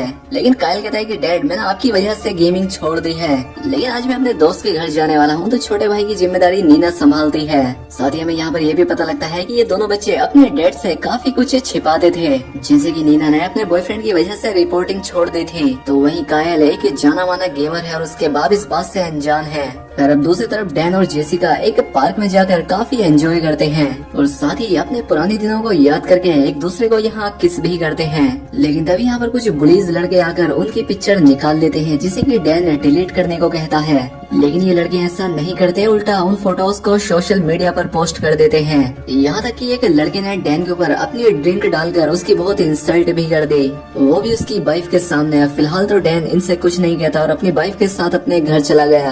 हालांकि ये बात डैन के दिल में बैठ गई थी। खैर अब अगले दिन जेसिका अपने बॉक्सिंग क्लब में प्रैक्टिस कर रही थी जहाँ पर उसकी मुलाकात ग्वेन नाम की एक लड़की से हुई। इन दोनों में दोस्ती अच्छी हो जाती है, जिसके बाद ग्वेन उसे बताती है कि मैं अपने बॉयफ्रेंड से बहुत परेशान हूँ। तो जेसिका ने उसे बताया कि मैं अपनी फैमिली से बहुत प्यार करती हूँ और खास करके अपने हस्बैंड डैन से, लेकिन मैं फंस चुकी हूँ क्योंकि मुझे ट्रैवलिंग पसंद है और डैन मुझे कहीं घुमाने नहीं लेकर जाता। लेकिन जो भी हो मैंने अपने हालातों से समझौता कर लिया है। वहीं दूसरी तरफ डैन अपने छोटे बेबी के साथ मॉल में शॉपिंग करने के लिए गया जहाँ पर कि एक आदमी ने अचानक से डैन पर हमला कर दिया। लेकिन डैन अपने बेबी और खुद को बचाते हुए बड़ी होशियारी से इस आदमी को सबक सिखा देता है। उसकी फाइटिंग स्किल से देखकर लग रहा था कि वो कोई नॉर्मल इंसान तो नहीं है। घर पहुंचकर डैन एक सीक्रेट जगह से कुछ हथियार और पैसे अपने बैग में रखता है। साथ ही अपने सभी फैमिली मेंबर्स के पासपोर्ट भी चेक करता है जो कि सबके सब एक्सपायर हो चुके थे। अब इसलिए डैन जल्दी से अपने एक दोस्त को कॉल करता है और वो उसके और उसकी पूरी फैमिली के फोटोज और उनकी आइडेंटिटी उससे मिटाने के लिए कहता है क्योंकि मैक को पता लग गया है कि वो कहाँ पर है।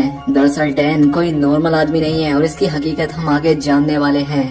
खैर अब डैन अपना सारा सामान पैक करके एक चार्ट देखता है और पता करता है कि उसके बच्चे फिलहाल इस वक्त कहाँ होंगे। सबसे पहले डैन नीना की क्लास में पहुंचता है जहाँ पर उसे पता लगता है कि 3 महीने पहले ही नीना ने रिपोर्टिंग छोड़ दी है और अब फिलहाल वो रिपोर्टिंग छोड़कर दोस्तों के साथ टाइम पास करती है। अब डैन उस तक पहुंचकर उसे डांटता है और उससे पूछता है कि कायल कहाँ पर है। नीना डैन को कायल के बारे में बता देती है और डैन कायल को भी रंगे हाथों पकड़कर ये जान जाता है कि कायल भी उससे झूठ बोल रहा था, लेकिन फिलहाल उसके पास ज्यादा वक्त नहीं था।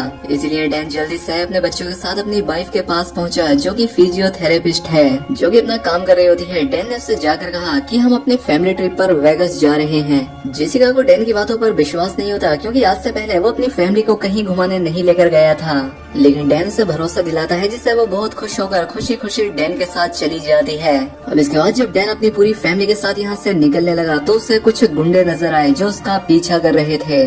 डैन बड़ी ही चालाकी से उन्हें चकमा देता है, लेकिन कुछ वक्त बाद वो गुंडे फिर से उसके पीछे लग गए। डैन समझ जाता है कि जरूर उसकी गाड़ी में कोई ट्रैकर लगा है, इसलिए वो अपनी गाड़ी को गैराज की तरफ मोड़ देता है और अपनी गाड़ी से वो ट्रैकर निकालकर अपने दोस्त की गाड़ी में लगा देता है, जिस वजह से गुंडे भटक जाते हैं और डैन सेफली यहाँ से दूर निकल जाता है। लेकिन रास्ते में डैन की फैमिली इंटरनेट पर ऑनलाइन पोस्ट कर रहे थे, जिससे डैन समझ जाता है कि जरूर मैक ने उसे ऐसे ही ढूंढा होगा, इसीलिए वो उन सभी के फोन लेकर पुल से नीचे फेंक देता है। जिसे देखकर उसके पूरे घर वाले शॉक हो जाते हैं, लेकिन उन्हें ये नहीं पता था कि डैन ये सब क्यों कर रहा है, क्योंकि ये सभी डैन के अतीत से अनजान थे। दरअसल डैन पहले एक सीक्रेट एजेंट हुआ करता था जो कि खुफिया मिशन पूरा करता था। वो मैक नाम के एक आदमी के लिए काम करता था जो कि मैक को पैसे देकर उससे गलत काम कराता था। लेकिन जब डैन को इस चीज का एहसास हुआ कि वो ये सब गलत कर रहा है, तो वो मैक का साथ छोड़कर उससे दूर चला गया और वो अपनी पहचान छुपाकर दूर वेगास में रह रहा था। दूसरी तरफ मैक के घर पर मैक और उसके गुंडे पहुंच जाते हैं, जहां पर मैक डैन की फैमिली फोटो को तोड़ देता है। वहीं मैक का ट्रैकर उससे कांटेक्ट पर बता रहा था कि वो सोशल मीडिया के जरिए तुम्हारा पता लगा लेगा। दूसरी तरफ डैन एक शॉप पर मैप खरीदने के लिए रुका। वो यहाँ से मैप खरीद कर एक लॉज में जाता है, जहाँ पर कि उसने 2 रूम किराए पर लिए। डैन जब बाहर जाता है तो वो देखता है कि एक लड़की कायल के साथ फोटो क्लिक कर रही है, क्योंकि वो कायल की फैन थी। डैन उससे आकर पूछता है क्या तुम इस फोटो को सोशल मीडिया पर अपलोड करोगे।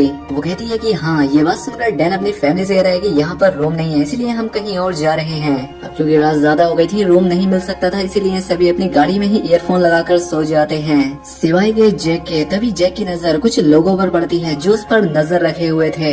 ये सभी लोग गाड़ियों में उसका पीछा कर रहे थे। अब डैन भी एक एक करके उन सभी को अपने पास लाता है और इनका काम तमाम करता आगे बढ़ता जाता है। अगली सुबह डैन अपनी बेटी के बोर्डिंग स्कूल पहुंचा, जहां पर नीना अपने बॉयफ्रेंड से मिलने के लिए गई, जो कि यहीं पर रहता था। हालांकि जेसिका अपनी बेटी से कहती है कि हो सकता है कि शायद वो यहाँ से शिफ्ट हो गया हो, लेकिन नीना फिर भी जाने की जिद करती है। लेकिन उसके जाने से पहले ये सभी लोग स्कूल कैंपस में घूमते हैं, जहाँ पर भी डैन की नजर एक आदमी पर पड़ती है जो कि उससे काफी देर से घूर रहा था। डैन बड़ी ही चालाकी से उसे एक रूम में लेकर आया, लेकिन उसे पता लगा कि ये कोई गुंडा नहीं है बल्कि एक आम इंसान है। ये दोनों बातें कर ही रहे थे कि तभी यहाँ पर एक असली असिस्टेंट आकर डैन पर हमला कर दिया। लेकिन डैन बड़ी ही सफाई के साथ उस गुंडे का काम तमाम करके वापस अपनी फैमिली के पास चला गया। वहीं नीना अपने बॉयफ्रेंड से मिलने के लिए आती है, लेकिन ये देखकर वो बहुत दुखी हो जाती है कि उसके साथ तो पहले से ही उसके रूम में कोई लड़की है, यानी कि वो उसे चीट कर रहा था। अब नीना रोती हुई गाड़ी में जाती है। डैन अपनी बेटी को रोता हुआ देखकर उससे कहता है कि मैंने तुम्हें एक मूव सिखाया था जिसमें कि सामने वाले को दर्द दिए बिना उसे तड़पाया जा सकता है। अपने फादर की बात सुनकर नीना वापस अपने बॉयफ्रेंड के रूम में जाती है और वही मूव आजमा कर उसे बहुत सारी गालियां भी देती है। और ऐसा करके नीना को भी काफी अच्छा फील हुआ। वो खुशी खुशी अपने फैमिली के पास आती है। ये देखकर जेसिका डैन से कहती है कि तुम बहुत अच्छे इंसान हो।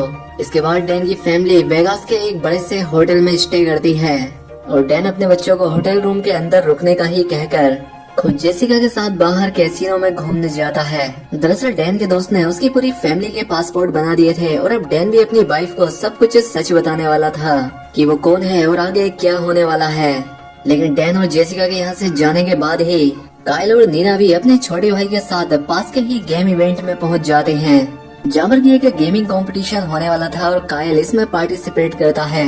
इधर डैन जेसिका के साथ डिनर एंजॉय करता है और तभी यहाँ एक वेटर उनसे फ्रेंच में बात करता है। जवाब में डैन भी उससे फ्रेंच में बात करने लगा। जेसिका ये देखकर हैरान रह गई और डैन से कुछ और भी फ्रेंच भाषा में बोलने के लिए कहने लगी। डैन फ्रेंच में जेसिका को अपनी पूरी सच्चाई बता देता है, लेकिन उसे कुछ समझ नहीं आता। इसके बाद ये दोनों अपने रूम में जाते हैं, जहाँ पर डैन पर बाहर से फायरिंग होती है और जेसिका के रूम में आकर ही एक आदमी ने जेसिका को गन पॉइंट पर रख लिया। वो कहता है कि पहले तुम्हारी वाइफ की जान जाएगी, फिर गेमिंग जोन में मौजूद तुम्हारे बच्चों की। लेकिन डैन कहता है कि ऐसा कुछ नहीं होने वाला और अपने एक ही बार में वो उस गुंडे का काम खत्म कर देता है। इसके बाद ये दोनों भी गेमिंग जोन में पहुंच जाते हैं और देखकर खुश हो जाते हैं कि बच्चे सही सलामत हैं। अब डैन अपने बच्चों को लेकर यहाँ से निकलने लगा और उन्हें साथ ही अपनी सच्चाई भी बताई कि पहले वो एक किलर हुआ करता था। ये सुनकर उसके बच्चे हंसने लगे, लेकिन तभी कुछ गुंडे उन पर हमला कर देते हैं, जिसके बाद डैन अपनी फैमिली को उस गुंडे से बचाकर उसे खत्म कर देता है। इसके बाद ये सभी लोग एक सस्ते होटल में आते हैं, जहाँ पर डैन अपनी सच्चाई इन लोगों को बताता है। वो बताता है कि छोटी सी उम्र में मेरी माँ गुजर गई, फिर मैंने आर्मी ज्वाइन कर ली और बाद में मेरी मुलाकात मैक नाम के एक आदमी से हुई। फिर मैं उसके साथ मिलकर ही काम करने लगा, क्योंकि मुझे लगता था कि शायद वो गलत लोगों को मरवाता है। लेकिन बाद में मुझे इस बात का पता लग गया कि वो कॉन्ट्रैक्ट लेकर अच्छे आदमियों को ही मरवाता था, इसलिए मैंने मैक का साथ छोड़ दिया। लेकिन मैं 40 लोगों को मार चुका हूँ और अब मैक के लोग मुझे ढूंढ रहे हैं, इसलिए मैंने अपनी पूरी फैमिली के लिए पासपोर्ट बनवाए ताकि मैं ये जगह छोड़कर तुम्हें एक सुरक्षित जगह पर ले जा सकूं। लेकिन डैन की सच्चाई सुनकर नीना, कायल और यहाँ तक कि उसकी वाइफ जेसिका भी उस पर विश्वास नहीं करती। ये सब लोग उसकी किसी भी बात को मानने से इनकार करके यहाँ से चले जाते हैं। जेसिका ग्वेन को फोन कर उसे और उसके परिवार को यहाँ से निकालने के लिए कहती है। और ये सब डैन भी सुन लेता है। अगली सुबह होते ही पूरी फैमिली डैन को छोड़कर यहाँ से निकल जाती है। जेसिका ग्वेन से मिलती है जो कि उसे और उसके बच्चों को लेने के लिए प्राइवेट जेट लेकर आई थी। जेसिका बताती है कि मेरा और मेरे पति के बीच झगड़ा हुआ है, जिस पर ग्वेन कहती है कि मैं यहाँ पास ही थी इसलिए मैं आ गई। मेरे साथ भी ऐसे ही हुआ, मेरा पति भी मुझे छोड़कर चला गया। जिसके बाद मैं उस लड़की से मिली ये जानने के लिए कि उस लड़की में ऐसी क्या खास बात है जो मुझ में नहीं, जिसके लिए उसने मुझे छोड़ दिया। और आखिरकार मैं उस लड़की से मिली और अब वो लड़की मेरे जाल में फंस चुकी है। जेसिका समझ जाती है कि ग्वेन उसी की ही बात कर रही है। तभी यहाँ पर मैग आता है, यानी कि सभी लोग मैग के जाल में फंस गए थे। इसके बाद मैग ने डैन को फोन लगाया और यहाँ पर हमें पता लगा कि डैन का असली नाम शॉन है। मैग ने डैन को बताया कि तुम्हारी पूरी फैमिली हमारे अंडर है और अगर इन्हें जिंदा देखना चाहते हो तो आ जाओ, क्योंकि डैन अपनी फैमिली से बहुत प्यार करता था, इसलिए वो अपनी फैमिली को बचाने के लिए मैग के बताए एड्रेस पर चला जाता है। मैग उससे पूछता है कि डैन तुम कैसे हो, जिस पर डैन कहता है कि मैं ठीक हूँ डैड। ये बात सुनकर डैन का पूरा परिवार चौंक जाता है, जिस पर मैग बताता है कि हाँ बिल्कुल मैं तुम्हारा दादा हूँ।